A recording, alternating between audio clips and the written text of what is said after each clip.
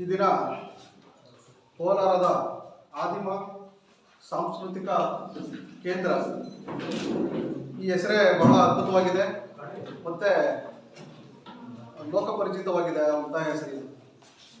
ಇಲ್ಲಿ ವರ್ಷ ಪೂರ್ತಿ ನೂರಾರು ಕಾರ್ಯಕ್ರಮಗಳನ್ನು, ಮಕ್ಕಳಿಗೆ ತರಬೇತಿ ಶಿಬಿರಗಳನ್ನು, ಈ ಥರ ಕಾರ್ಯಾಗಾರಗಳನ್ನು ನಡೆಸ್ಕೊಂಡು ಒಂದು ಈ ಸಮಾಜಕ್ಕೆ ಸಾಂಸ್ಕೃತಿಕವಾಗಿ ಮತ್ತು ಬೌದ್ಧಿಕವಾಗಿ ಒಂದು ಪರಿವರ್ತನೆ ಮಾಡುವಂತಹ ಕೆಲಸವನ್ನು ಮಾಡ್ತಾ ಇರುವಂತಹ ನಮ್ಮ ಆದಿಮ ಸಾಂಸ್ಕೃತಿಕ ಕೇಂದ್ರದ ಅಧ್ಯಕ್ಷರು ಎನ್ ಮುನಿಸ್ವಾಮಿರವರಿದ್ದಾರೆ.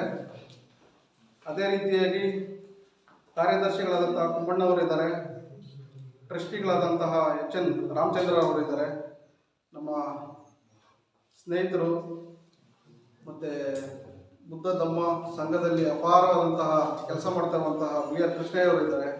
ಅವರು ಸಾಹಿತಿಗಳು ಕೂಡ, ಒಳ್ಳೆಯ ವಾಗ್ಮಿಗಳು, ಮತ್ತು ಇನ್ನೂ ಹಲವಾರು ಸ್ನೇಹಿತರುಗಳು ಇಲ್ಲಿ ಬಂದಿದ್ದಾರೆ. ನಮಗೆಲ್ಲರಿಗೂ ನಾನು ಈ ಕಾರ್ಯಕ್ರಮಕ್ಕೆ ಸ್ವಾಗತವನ್ನು ಮಾಡ್ತಾ, ಬುದ್ಧರ ಬಗ್ಗೆ ನೀವು ಸಾಕಷ್ಟು ವಿಚಾರಗಳನ್ನು ಕೇಳಿರ್ಬೋದು, ಓದಿರ್ಬೋದು. ಯಾರಾದರೂ ಡಾಕ್ಟರ್ BR ಅಂಬೇಡ್ಕರ್ ಅವರು ಬರೆದಿರುವಂತಹ ವಾಲ್ಯೂಮ್ 11 11ನೇ ವಾಲ್ಯೂಮು ಬುದ್ಧ ಮತ್ತು ಆತನ ಧಮ್ಮ, ಈ ಕೃತಿಯನ್ನು ಓದಿದ್ದೀರಾ? ಇದುವರೆಗೆ ಯಾರಾದರೂ ಓದಿರೋರು ಇದ್ದೀರಾ? ಕೈ ಎತ್ತಿ. ಒಂದು ಸಪ್ರೇಟ್ ವಾಲ್ಯೂಮ್ ಅದು. ಹೌದು ಹೌದು, ಓಕೆ ಓಕೆ. ಒಟ್ಟು ಅದರ ಸಾರಾಂಶನೇ ಅದರಲ್ಲೂ ಇರೋದು. ಬುದ್ಧ ಮತ್ತು ಆತನ ಧಮ್ಮ ಒಬ್ರು ಓದಿದ್ದಾರೆ, ಇಲ್ಲಿ ಹಿರಿಯರು ಒಬ್ರು ಓದಿದ್ದಾರೆ. ಇನ್ನು ಬೇರೆ ಯಾರಾದರೂ ಕೇಳಿದಾರೆ? ಹೋಗ್ಲಿ, ಕೇಳಿದ್ರಿ. ಫೈನ್. ನೋಡಿ, ಬಾಬಾ ಸಾಹೇಬ್ ಅಂಬೇಡ್ಕರ್ ಅವರು ಭಾರತದ ಇತಿಹಾಸ ಅಂದರೆ ಏನು ಅಂತೇಳಿ ಒಂದು ವಾಕ್ಯದಲ್ಲಿ ಹೇಳಿದ್ದಾರೆ. The Indian history is nothing but struggle between Brahminism and Buddhism. ಭಾರತದ ಇತಿಹಾಸ ಅಂತಂದರೆ ಬೇರೆ ಏನೂ ಅಲ್ಲ, ಬ್ರಾಹ್ಮಣ ಧರ್ಮಕ್ಕೂ ಬೌದ್ಧ ಧರ್ಮಕ್ಕೂ ನಡೆದ ಘನಘೋರ ಯುದ್ಧ. ಇದು ಬಹಳ ಪವರ್ಫುಲ್ ಆದಂಥ ಸ್ಟೇಟ್ಮೆಂಟು. ನೋಟ್ ಮಾಡ್ಕೊಳ್ಳಿ, ಅವರ ಬರಹ ಭಾಷಣಗಳಲ್ಲಿ ನಿಮಗೆ ಸಿಗುತ್ತೆ, ಅದನ್ನು ನೀವು ಗ್ರಹಿಸ್ಕೊಳ್ಳಿ. ಯಾಕೆ ಆ ರೀತಿ ಹೇಳಿದ್ರು ಅವರು? ಭಾರತದ ಇತಿಹಾಸ ಅಂತಂದರೆ ರಾಜ್ಯರು ಆಳ್ವಿಕೆ ಮಾಡಿರುವಂಥದ್ದು, ಅಥವಾ ಅವರ ವಾಸ್ತುಶಿಲ್ಪ, ಅಥವಾ ಅವರು ಗೆದ್ದಂತಹ ಹಲವಾರು ಸೈನ್ಯ ಉಪಯೋಗಿಸಿ ಗೆದ್ದಂತಹ ರಾಜ್ಯಗಳು, ಈ ಥರದಲ್ಲಿ ಮಾತಾಡ್ತಾರೆ ಹೊರತು, ಅರಮನೆಗಳ ಬಗ್ಗೆ ಮಾತಾಡ್ತಾರೆ ಹೊರತು, ಅವ್ರಿಗಿದ್ದಂತಹ ಹೆಂಡತಿಯರ ಬಗ್ಗೆ ಮಾತಾಡ್ತಾರೆ ಹೊರತು, ಅವರು ಬಳಸ್ತಾ ಇದ್ದಂಥ ಕುದುರೆಗಳು, ಅವ್ರು ಬಳಸ್ತಾ ಇದ್ದಂಥ ಯುದ್ಧ ತಂತ್ರಗಳು, ಇದ್ರ ಬಗ್ಗೆ ಮಾತಾಡ್ತಾರೆ ಹೊರತು, ಇವರೇ ಬಾಬಾ ಸಾಹೇಬ್ ಅಂಬೇಡ್ಕರ್ ಅವರು ಭಾರತದ ಇತಿಹಾಸ ಅಂತಂದರೆ ಬ್ರಾಹ್ಮಣ ಧರ್ಮಕ್ಕೂ ಮತ್ತು ಬೌದ್ಧ ಧರ್ಮಕ್ಕೂ ನಡೆದಿರುವಂತಹ ಯುದ್ಧ ಅಂತ ಹೇಳ್ತಿದಾರಲ್ಲ. ಏನಿದ್ರ ಅರ್ಥ? ಏನು ಅಂತಂತಂದರೆ, ಈ ಭಾರತದಲ್ಲಿ ಒಂದು ಪ್ರಾಚೀನ ಪರಂಪರೆ ಇದೆ. ಈಗ ಹೇಗೆ ಆದಿಮ ಅನ್ನೋದು ನಮ್ಮ ಒಂದು ಆ ಪ್ರಾಚೀನ ಪರಂಪರೆಯ ಒಂದು ಪ್ರತೀಕವಾಗಿ ನಾವೇನು ನೋಡ್ತಾ ಇದ್ದೀವಿ, ಆ ರೀತಿ ಈ ಭಾರತಕ್ಕೆ ಭವ್ಯ ಪರಂಪರೆ ಇದೆ. ಆ ಭವ್ಯ ಪರಂಪರೆಯ ಮೊದಲ ಕೊಂಡಿಯೇ ಬೌದ್ಧ ಧರ್ಮ. ನೀವು ಜಂಬೂದ್ವೀಪ ಅಂತ ಕೇಳಿದ್ದೀರಾ? ಜಂಬೂ ದ್ವೀಪೆ ಭರತ ಕಂಡೆ ಅಂತ ಒಂದು ಶ್ಲೋಕವನ್ನು ಶುರು ಮಾಡ್ತಾರಲ್ಲ. ಯಾಕೆ ಅಂತಂತಂದರೆ, ಆ ಜಂಬೂ ದ್ವೀಪ ಅನ್ನೋದರಲ್ಲಿ ಮೊದಲು ಈ ನಾಗರಿಕತೆಯ ಮತ್ತು ಒಂದು ಈ science, Buddhism is nothing but science, ಇದರ ಉಗಮ ಆಗಿದ್ದು ಅಂತೇಳಿ. ಸೊ ಅದರ ಭಾಗವಾಗಿದ್ದಂತಹ ಜನರು ಬಾಬಾ ಸಾಹೇಬ್ ಅಂಬೇಡ್ಕರ್ ಅವರು ಹೇಳ್ತಾರೆ ನಾಗಾ ಜನರು ಅಂತೇಳಿ. ಸೊ ಆ ಪರಂಪರೆಯಿಂದ ಶುರುವಾಗಿದ್ದಂತಹ ಒಂದು ಪರಂಪರೆ ಸಾಮ್ರಾಟ್ ಅಶೋಕ ಇಡೀ ಏಷ್ಯಾ ಖಂಡಕ್ಕೆ, ಇವತ್ತಿನ ಶ್ರೀಲಂಕಾ ಮತ್ತು ಚೈನಾದ ಕೆಲವು ಭಾಗಗಳು, ನೇಪಾಳ, ಈ ಥರದ ಎಲ್ಲ ಏಷ್ಯಾ ಖಂಡವನ್ನು ಆವರಿಸಿಕೊಂಡು ಬುದ್ಧ ಧರ್ಮವನ್ನು ಒಂದು ಪ್ರಾಪಂಚಿಕ ಧರ್ಮವನ್ನಾಗಿ ಮಾಡಿದ. ಸೊ ಇದನ್ನೆಲ್ಲ ಅಧ್ಯಯನ ಮಾಡ್ತಾ ಬಾಬಾ ಸಾಹೇಬ್ ಅಂಬೇಡ್ಕರ್ ಅವರು ಹೇಳಿದ್ದು ಏನು, ಅವರ ಇನ್ನೊಂದು ವಾಲ್ಯೂಮ್ ಇದೆ, 7ನೇ ವಾಲ್ಯೂಮ್, ಬಾಬಾ ಸಾಹೇಬ್ರದ್ದು volume number 7, who are the Shudras, how they become the fourth varna in the Hindu society ಅಂತೇಳಿ ಒಂದು ವಾಲ್ಯೂಮ್ ಬರೆದಿದ್ದಾರೆ. ಅದರಲ್ಲಿ ಇನ್ನೊಂದು ಪಾರ್ಟ್ ಮಾಡಿದ್ದಾರೆ, ಹೂ ಆರ್ ದಿ ಅನ್ಟಚಬಲ್ಸ್, ಅಸ್ಪೃಶ್ಯರು ಯಾರು, ಅವರು ಹೇಗೆ ಅಸ್ಪೃಶ್ಯರಾದರು. ಇವೆರಡೂ ಬಹಳ ಈ ಭಾರತದ ನೈಜ ಇತಿಹಾಸವನ್ನು ತೆರೆದು ಇಡುವಂತಹ ಪುಸ್ತಕಗಳು. ದಯವಿಟ್ಟು ಆಸಕ್ತಿ ಇರೋರು, ಅಧ್ಯಯನಶೀಲರು, ಮತ್ತು ಪ್ರಗತಿಪರ ಚಿಂತನೆಯಲ್ಲಿ ನಂಬಿಕೆ ಇಟ್ಟಿರೋರು, ಮತ್ತು ಚಳವಳಿಯಲ್ಲಿ ನಂಬಿಕೆ ಇಟ್ಟಿರೋರು ಇದನ್ನು ಓದಲೇಬೇಕು. ಇಲ್ಲ ಅಂತಂದರೆ ಅವರು ಭಾರತದ ಇತಿಹಾಸದ ಬಗ್ಗೆ ಅಥೆಂಟಿಕೇಟ್ ಆಗಿ ಮಾತಾಡಲಿಕ್ಕೆ ಸಾಧ್ಯನೇ ಇಲ್ಲ. ಬಾಬಾ ಸಾಹೇಬರನ್ನು ಸಂಪೂರ್ಣವಾಗಿ ಅರ್ಥ ಮಾಡ್ಕೊಳ್ಬೇಕಂದ್ರೆ ಇವೆರಡು ಕೃತಿಯನ್ನು ಓದಲೇಬೇಕು. ಯಾವುದು? Buddha and his Dhamma, who were the Shudras, how they become the fourth varna in the Hindu society, who were the untouchables, how they become the untouchables. ಇದು ಈ ಭಾರತದ ನಿಜವಾದ ಚರಿತ್ರೆಯನ್ನು, ಇತಿಹಾಸವನ್ನು ಬಿಚ್ಚಿಟ್ಟಿರುವಂತಹ ಪುಸ್ತಕಗಳು. ಅಫ್ಕೋರ್ಸ್ ಇನ್ನವರು ಬೇಕಾದಷ್ಟು ಪುಸ್ತಕಗಳನ್ನು ಬರೆದಿದ್ದಾರೆ. ಒಟ್ಟು ಅವರು 22 ವಾಲ್ಯೂಮ್ಗಳನ್ನು ಬರೆದಿದ್ದಾರೆ. ಅಂದರೆ ಭಾರತ ಸರ್ಕಾರ ಪ್ರಕಟಣೆ ಮಾಡಿರುವಂತಹ ವಾಲ್ಯೂಮ್ಸ್ ಅವು, ಅಧಿಕೃತ ವಾಲ್ಯೂಮ್ಸ್. ಅಧಿಕೃತವಾಗಿ ಅವರು ಇನ್ನೂ ಸಾಕಷ್ಟು ಬರಹಗಳನ್ನು ಮತ್ತು ಪತ್ರಿಕೆಗಳಲ್ಲಿ ಬರೆದಿರೋದನ್ನು, ಭಾಷಣ ಮಾಡಿರೋದನ್ನು ಇನ್ನೂ ಸಾಕಷ್ಟು ನಾವು ನೋಡ್ಬೋದು. ಬಟ್ ಇದುವರೆಗೂ ನಮಗೆ ಸಿಕ್ಕಿರುವಂಥ ಮಾಹಿತಿ ಪ್ರಕಾರ ಅಧಿಕೃತವಾಗಿ 22 ವಾಲ್ಯೂಮ್. ಅದನ್ನು ಓದಲಿಕ್ಕೆ ಒಂದು ಜನ್ಮ ಸಾಕಾಗೋದಿಲ್ಲ, ಅಷ್ಟಿದೆ. ನಾವು ಎಷ್ಟು ಜನ ಓದ್ತಾ ಇದ್ದೀವಿ ಪುಸ್ತಕಗಳು ಇವತ್ತು. ಸೊ ಅದನ್ನು ಬಿಟ್ಬಿಟ್ಟಿದ್ದೀವಿ. ಸೊ ಈ ಥರದ ಕಾರ್ಯಾಗಾರಗಳಲ್ಲಿ ಓದ್ಕೊಂಡಿರೋರು ಬಂದು ನಿಮ್ಮ ಮುಂದೆ ಆ ವಿಚಾರಗಳನ್ನು ನಿಮಗೆ ಪ್ರಸ್ತಾಪ ಮಾಡಿದಾಗ ನಿಮಗೆ ಆ ಪುಸ್ತಕ ಯಾವತ್ತಾದರೂ ನಿಮಗೆ ಕಣ್ಣಿಗೆ ಸಿಕ್ಕಿದಾಗ ನಿಮಗೆ ಅದು ಲಿಂಕ್ ಆಗ್ತದೆ. ಆ ಕಾರಣಕ್ಕೆ ನಾನು ಕೆಲವೊಂದು ಕೃತಿಗಳನ್ನು ಸಹ ನಿಮಗೆ ಮಧ್ಯೆ ಮಧ್ಯೆ ಹೇಳ್ತಾ ಹೋಗ್ತೀನಿ. ನಿಮ್ಮನ್ನು ನೋಟ್ ಮಾಡ್ಕೊಳ್ಳಿ, ಟೈಮ್ ಸಿಕ್ಕಿದಾಗ ಅದನ್ನು ಓದಿ. ಸೊ ಈಗ ಭಗವಾನ್ ಬುದ್ಧರು ಏನು ಫಿಲಾಸಫಿ ಕೊಟ್ಟಿದ್ದಾರೆ? ಈ ಭಾರತದಂಥ ದೇಶದಲ್ಲಿ ಹಲವಾರು ಧರ್ಮಗಳು ಸ್ಥಾಪನೆ ಆಗಿದ್ದಾವೆ. ಸೊ ಅದರಲ್ಲೂ ಬುದ್ಧಂದು ಒಂದಾ? ಹೌದಾ? ಬೇರೆ ಧರ್ಮಗಳಿಗೂ ಬುದ್ಧ ಧರ್ಮಕ್ಕೂ ಅಥವಾ ಬುದ್ಧ ಧರ್ಮಕ್ಕೂ ಏನು ವ್ಯತ್ಯಾಸ? ಯಾಕೆ ಬುದ್ಧ ಧರ್ಮ ಭಾಳ ಶ್ರೇಷ್ಠ ಅಂತ ಎಲ್ಲರೂ ಕರೀತಾರೆ, ಬೇರೆ ಧರ್ಮ ಯಾಕೆ ಶ್ರೇಷ್ಠ ಅಲ್ಲ? ಹಾಗಾದರೆ ಎಲ್ಲ ಧರ್ಮಗಳು ಶ್ರೇಷ್ಠವೇ, ಆದರೆ ಬುದ್ಧ ಧರ್ಮ ಯಾಕೆ ನಮಗೆ ಮುಖ್ಯ ಆಗುತ್ತೆ? ಯಾಕೆ ಅದರಲ್ಲಿ ನಮಗೆ ಬೇಕಾಗಿರುವಂತಹ ಮುತ್ತು, ರತ್ನ, ವಜ್ರ, ವೈಡೂರ್ಯಗಳು ಅದರಲ್ಲಿದೆ ಅನ್ನೋದನ್ನು ನಾವು ಅರ್ಥ ಮಾಡ್ಕೋಬೇಕು. ಬೇರೆ ಧರ್ಮಗಳಲ್ಲಿ ಇಲ್ಲ ಅಂತಂದರೆ ಖಂಡಿತ ನಾನು ಅದನ್ನು ಹೇಳೋದಿಲ್ಲ, ಅದನ್ನು ಮುಂದೆ ಹೇಳ್ತೀನಿ. ಬುದ್ಧ ಅಂಡ್ ಹಿಸ್ ಧಮ್ಮ ವಾಲ್ಯೂಮಲ್ಲೇ ಬಾಬಾ ಸಾಹೇಬ್ ಅಂಬೇಡ್ಕರ್ ಅವರು ನಾನು ಯಾಕೆ ಬೌದ್ಧ ಧರ್ಮವನ್ನೇ ಸ್ವೀಕಾರ ಮಾಡಿದೆ ಅನ್ನೋದ್ರ ವಿಚಾರವಾಗಿ, ಯಾಕೆ ನಾನು ಇಸ್ಲಾಂಗೆ ಹೋಗಲಿಲ್ಲ, ಯಾಕೆ ನಾನು ಕ್ರಿಶ್ಚಿಯಾನಿಟಿಗೆ ಹೋಗಲಿಲ್ಲ, ಯಾಕೆ ನಾನು ಸಿಖ್ ಧರ್ಮಕ್ಕೆ ಹೋಗಲಿಲ್ಲ ಅನ್ನೋದ್ರ ಬಗ್ಗೆ ಎಲ್ಲ ಹೇಳ್ತಾರೆ. ಅವ್ರದ್ದು ಇನ್ನೊಂದು ಫೇಮಸ್ ಸ್ಟೇಟ್ಮೆಂಟ್ ಇದೆ, ನಾನು ಹಿಂದೂವಾಗಿ ಹುಟ್ಟಿದ್ದೇನೆ ಆದರೆ ಹಿಂದೂವಾಗಿ ಸಾಯಲಾರೆ ಅಂತ. ಸೊ ಯಾಕೆ? ಅದು 1935ರಲ್ಲಿ ಯೋಧಲದಲ್ಲಿ ನಡೆದಂತಹ ಒಂದು ಸಮ್ಮೇಳನದಲ್ಲಿ ಹೇಳಿದಿರುವಂಥ ಮಾತು. ಹಾಗೆ 1935ರಲ್ಲಿ ಹೇಳಿದಂಥ ಸ್ಟೇಟ್ಮೆಂಟು 1956 ಅಕ್ಟೋಬರ್ 14ವರೆಗೂ ಅವರು ಬೌದ್ಧ ಧರ್ಮವನ್ನು ಸ್ವೀಕಾರ ಮಾಡಿರಲಿಲ್ಲ. ಸೊ ಯಾಕೆ ಅಷ್ಟು ಗ್ಯಾಪನ್ನು ಯಾಕೆ ತಗೊಂಡು? ಈ ವಿಚಾರಗಳೆಲ್ಲ ನೀವು ಅರ್ಥ ಮಾಡ್ಕೊಳ್ಬೇಕು, ಅದನ್ನು ಹೇಳ್ತೀನಿ ನಾನು. ಸೊ ಅದಕ್ಕೂ ಮುಂಚೆ ಭಗವಾನ್ ಬುದ್ಧರನ್ನು ಅರಹಂತರು, ಸಮ್ಮಾಸಂಬುದ್ಧರು ಮತ್ತು ಜ್ಞಾನಿಗಳು, ಬೋಧಿಯನ್ನು ಪಡೆದಂಥ ಅರಹಂತರಾದಂಥವರು. ಸೊ ಈ ರೀತಿ ಬೋಧಿಯನ್ನು ಪಡ್ಕೊಂಡ, ಬೋಧಿ ಅಂತಂದರೆ ಜ್ಞಾನ, ನಾಲೆಜ್. ಸೊ ಇವತ್ತು ಡಾಕ್ಟರ್ BR ಅಂಬೇಡ್ಕರ್ ಅವರನ್ನು ಸಿಂಬಲ್ ಆಫ್ ದಿ ನಾಲೆಜ್ ಅಂತ ಕರಿತೀವಲ್ಲ, ಸೊ ಆ ರೀತಿಯ ಒಂದು ಜ್ಞಾನದ ಪ್ರತೀಕ ಭಗವಾನ್ ಬುದ್ಧ. ಇವರು ಅವರ ಏನು ಸಂಶೋಧನೆ ಇದೆ, ಅವರ ಜ್ಞಾನೋದಯ ಪಡ್ಕೊಂಡಾದ್ಮೇಲೆ ಆ ಸಂಶೋಧನೆ ಏನಿದೆ ಅದನ್ನು ಪ್ರವಚನಗಳಲ್ಲಿ ಜನರಿಗೆ ಹಳ್ಳಿಯಿಂದ ಹಳ್ಳಿಗೆ, ಮನೆಯಿಂದ ಮನೆಗೆ ಬಿಕ್ಕು ಸಂಘಗಳನ್ನು ಕಟ್ಟಿಕೊಟ್ಟು ಇಡೀ ಏಷ್ಯಾ ಖಂಡವನ್ನು ಬರೀ ನಡೆದಾಡಿಕೊಂಡು, ಇವತ್ತು ನಮಗೆ ಕಾರ್ ಇದೆ, ಬೈಕ್ ಇದೆ, ಟ್ರೈನ್ ಇದೆ, ಫ್ಲೈಟ್ ಇದೆ, ಇವನ್ ರಾಕೆಟ್ ಕೂಡ ಇದೆ. ಆದರೆ ಭಗವಾನ್ ಬುದ್ಧರ ಕಾಲದಲ್ಲಿ ಬರೀ ನಡ್ಕೊಂಡೇ ಅವರು ಇಡೀ ಏಷ್ಯಾ ಖಂಡವನ್ನು, ಪ್ರಮುಖ ನಗರಗಳನ್ನು ಸುತ್ತಾಡಿದ್ದಾರೆ. ಸೊ ಇಂಥ ಒಂದು ಸಂದರ್ಭದಲ್ಲಿ ಏನು ಅವರ ಬೋಧನೆಯ ತಿರುಳೇನು ಅಂತೇಳಿ, ಈಗ ನಾವು ಕ್ರಿಶ್ಚಿಯಾನಿಟಿ ತಿರುಳೇನು ಅಂತಂದರೆ ಈಸಿಯಾಗಿ ಅವರು ನಮ್ಮ ಬೈಬಲಲ್ಲಿ ಕೋಟ್ ಮಾಡಿ ಅವ್ರು ಹೇಳ್ಬಿಡ್ತಾರೆ, ಈ ಥರ ಈ ಥರ ಈ ಥರ. ಸೊ ಇಸ್ಲಾಂನ ತಿರುಳೇನು ಅಂತ ಹೇಳಿದ್ರೆ ಕುರಾನ್ ಪ್ರಕಾರ ಅವರು ಈ ರೀತಿ ಹೇಳಿದ್ದಾರೆ, ಈ ರೀತಿ ಹೇಳಿದ್ದಾರೆ ಅಂತ ಹೇಳ್ಬೋದು. ಅದೇ ರೀತಿ ಬುದ್ಧನಿಗೆ ಸಂಬಂಧಪಟ್ಟಾಗೆ ಏನು ಬುದ್ಧ ವಾಟ್ ಈ ಥಾಟ್ ಅಂತ ಕೇಳಿದ್ರೆ ನಮಗೆ ಕರೆಕ್ಟಾಗಿ ಹೇಳಲಿಕ್ಕೆ ಬರ್ತಾ ಇದೆಯಾ? ಯಾಕೆ ಬರ್ತಾ ಇಲ್ಲ ಅಂತಂದರೆ ನಾವು ಬುದ್ಧ ಅಂಡ್ ಹಿಸ್ ಧಮ್ಮ ಕೃತಿಯನ್ನು ಓದಿಲ್ಲ.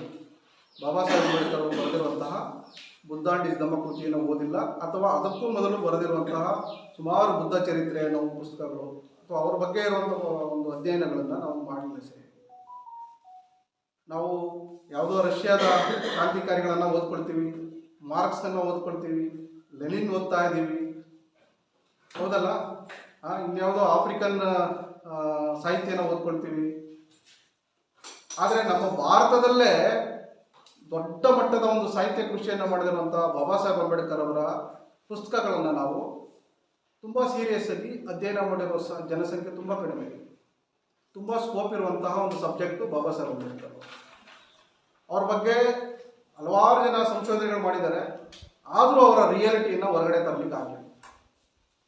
ಸೊ ಇಂಥ ಒಂದು ಸಂದರ್ಭದಲ್ಲಿ ಈ ಬುದ್ಧ ಮತ್ತು ಆತನ ಧಮ್ಮ, ಇವು ಕನ್ಫ್ಯೂಸ್ ಆಗಬೇಡಿ. ಧಮ್ಮ ಬೇರೆ, ಧರ್ಮ ಬೇರೆ. ನಾನು ಅದನ್ನು ಬಿಡಿಸಿ ಹೇಳ್ತೀನಿ ನಿಮಗೆ. ನಾನು ಬಳಸಬೇಕಾದ್ರೆ ಧಮ್ಮ ಅಂತ ಬಳಸ್ತೀನಿ, ಅದು ಬುದ್ಧನ ಪಾಳಿ ಭಾಷೆಯಲ್ಲಿ ಹೇಳದಂಥ ಒಂದು ಪದ. ಧರ್ಮ ಅಂತಂದರೆ ಅದಕ್ಕೆ ಬೇರೆ ಅರ್ಥ ಇದೆ, ಅದರದ ಇಲ್ಲೇ ಬೇರೆ ಇದೆ. ಸೊ ನೋಡಿ, ಬಾಬಾ ಸಾಹೇಬ್ ಅಂಬೇಡ್ಕರ್ ಅವರು ಬುದ್ಧರನ್ನು ಅರ್ಥ ಮಾಡ್ಕೊಳ್ಳಿಕ್ಕೆ ಈಸಿಯಾಗಿ 3 ಮಾರ್ಗಗಳನ್ನು ನಾವು ಅನುಸರಿಸಬೇಕು ಅಂತೇಳಿ ಹೇಳ್ತಾರೆ. ಒಂದು ಶುದ್ಧತಾ ಮಾರ್ಗ ಅಂತ, ದ ಪಾತ್ ಆಫ್ ಪ್ಯೂರಿಟಿ. ಎರಡನೇದು ಸತ್ಯದ ಮಾರ್ಗ, ದ ಪಾತ್ ಆಫ್ ರೈಟಿಯಸ್ನೆಸ್. ಮೂರನೇದು ದ ಪಾತ್ ಆಫ್ ವರ್ಚ್ಯೂ, ಅಂದರೆ ಸನ್ನಡತೆಯ ಮಾರ್ಗ. ಸೊ ಇದಿಷ್ಟು ನಮಗೆ ಕರೆಕ್ಟಾಗಿ ಅರ್ಥ ಆದರೆ ನಮಗೆ ಬುದ್ಧರ ಒಂದು ತತ್ವ ಅಥವಾ ಧಮ್ಮ ಅರ್ಥ ಆಗುತ್ತೆ ಅಂತೇಳಿ ಬಾಬಾ ಸಾಹೇಬ್ ಅಂಬೇಡ್ಕರ್ ಅವರು ಹೇಳ್ತಾರೆ. ಸೊ ಹಾಗಾದರೆ ಈ ಶುದ್ಧತಾ ಮಾರ್ಗ, ದ ಪಾತ್ ಆಫ್ ಪ್ಯೂರಿಟಿ, ಏನು ಅದರ ಅರ್ಥ ಏನು? ಈಗ ಯಾರಿಗಾದರೂ ಶುದ್ಧತಾ ಮಾರ್ಗ ಅಂತಂದರೆ ಅವ್ರ ಕಲ್ಪನೆಯಲ್ಲಿ ಏನೇನು ಬರ್ತದೆ ನೀವು ಹೇಳಿ ನೋಡೋಣ. ಯಾರಾದರೂ ಒಂದಿಬ್ಬರು ರೆಸ್ಪಾಂಡ್ ಮಾಡಿ. ಶುದ್ಧತಾ ಮಾರ್ಗ ಅಂದರೆ ನಿಮ್ಗೆ ಏನು ಕಲ್ಪನೆ ಬರುತ್ತೆ? ಒಬ್ಬೊಬ್ಬರೇ ಮಾತಾಡಿ, ಯಾರಾದರೂ ಇಬ್ಬರು ಹೇಳಿ ಸರ್. ಯಾರಿಗೂ ಯಾವುದೇ ರೀತಿ ತೊಂದರೆ ಮಾಡಿದ್ರೆ ಮನುಷ್ಯನಾಗಿ ಬದುಕೋದು ಅಂತ. ಓಕೆ, ಇನ್ನೊಬ್ರು ಯಾರು? ಈ ಶುದ್ಧತಾ ಮಾರ್ಗ ಅಂದರೆ ನಿಮ್ಮ ಮನಸ್ಸಿಗೆ ಏನು ಉಳಿಯುತ್ತೆ ಅಂತ? ಪವಿತ್ರವಾಗಿ. ಯಾವ ರೀತಿಯ ಪವಿತ್ರ? ಸುಳ್ಳು ಹೇಳದೆ, ರೈಟ್, ಹತ್ರವಾಗಿದೆ. ಓಕೆ, ನೋಡಿ, ದ ಶುದ್ಧತಾ ಮಾರ್ಗ ಅಂತಂದರೆ ಅವರು ಅದನ್ನು ಮತ್ತೆ 3 ರೀತಿಯ ಶುದ್ಧತೆ ಇರಬೇಕು ಮನುಷ್ಯನಿಗೆ ಅಂತ ಹೇಳಿ. ಸೊ 3 ರೀತಿಯ ಶುದ್ಧತೆ ಅಂತಂದರೆ, ಮೊದಲನೇದು ದೇಹ ಶುದ್ಧತೆ, ದ ಪ್ಯೂರಿಟಿ ಆಫ್ ಬಾಡಿ. ಎರಡನೇದು ಮಾತಿನ ಶುದ್ಧತೆ, ಪ್ಯೂರಿಟಿ ಇನ್ ಸ್ಪೀಚ್. ಮೂರನೇದು ಮನಸ್ಸಿನ ಶುದ್ಧತೆ, ಪ್ಯೂರಿಟಿ ಇನ್ ಮೈಂಡ್. ಸೊ ಶುದ್ಧತೆ ಅಂತಂದರೆ ಈ 3 ರೀತಿಯಲ್ಲಿ ಶುದ್ಧತೆಯಾಗಿ ಮನುಷ್ಯ ಇರಬೇಕು. ಅವನು ಆಗ ಧಮ್ಮದ ಪಥದಲ್ಲಿದ್ದಾನೆ ಅಥವಾ ನಿಜವಾದ ದಾರಿಯಲ್ಲಿದ್ದಾನೆ ಅಂತೇಳಿ ಅರ್ಥ ಮಾಡ್ಕೊಂಡು. ದೇಹ ಶುದ್ಧತೆ ಅಂದರೆ ಏನು? ನಾನು ಒಂದೊಂದನ್ನು ಬಿಡಿಸಿ ಹೇಳ್ತೀನಿ ನಿಮ್ಗೆ ಅರ್ಥ ಆಗಲಿ ಅಂತ. ಯಾಕೆಂದರೆ ಇದು ಭಾಷಣ ಅಲ್ಲ, ಇದು ನಾವು ಒಂದು ಕೃತಿಯನ್ನು ಅಧ್ಯಯನ ಮಾಡಿ ಸೈಂಟಿಫಿಕ್ ಆಗಿ ಅರ್ಥ ಮಾಡ್ಕೊಳ್ಳಿಕ್ಕೆ ನಾನು ಹೇಳ್ತಾ ಇರೋದು. ದೇಹ ಶುದ್ಧತೆ ಅಂದರೆ ಏನು? ಸ್ನಾನ ಮಾಡ್ಕೊಳ್ಳೋದು, ಐರನ್ ಮಾಡಿರೋ ಬಟ್ಟೆ ಹಾಕ್ಕೊಳ್ಳೋದು, ಸೆಂಟ್ ಹೊಡ್ಕೊಳ್ಳೋದು, ಹೌದಾ? ಮಾದಕ ವಸ್ತುಗಳಿಂದ ದೂರ ಇರೋದು, ಅದೊಂದು ಪಾರ್ಟ್. ಅದು ದೇಹ ಶುದ್ಧತೆ ಅಂತಂದರೆ, ಈಗ ನಮ್ಮ ದೇಹ ಅಂತಂದರೆ ಒಂದು ದೇಹ ಸಂಪೂರ್ಣ ಆಗಬೇಕು ಅಂತಂತಂದರೆ ನಮಗೆ ದೇಹದಲ್ಲಿ ಹಲವಾರು ಭಾಗಗಳಿದೆ, ಹೌದಾ? ಕೈ ಇದೆ, ಕಾಲಿದೆ, ಕಣ್ಣಿದೆ, ಮೂಗಿದೆ, ಬಾಯಿ ಇದೆ, ಬಾಯಿ ಒಳಗಡೆ ನಾಲಿಗೆ ಇದೆ, ಮತ್ತು ಇದನ್ನೆಲ್ಲ ನಮ್ಮನ್ನು ಕವರ್ ಮಾಡಿರುವಂಥದ್ದು ಚರ್ಮ, ಸ್ಕಿನ್ ಇದೆ. ಆ ಸ್ಕಿನ್ನನ್ನು ನಾವು ಪ್ರೊಟೆಕ್ಟ್ ಮಾಡ್ಕೊಳ್ಳಿಕ್ಕೆ ಎಕ್ಸ್ಟ್ರಾ ಲೇಯರ್ ಬಟ್ಟೆ ಹಾಕೊಂಡಿರ್ತೀವಿ.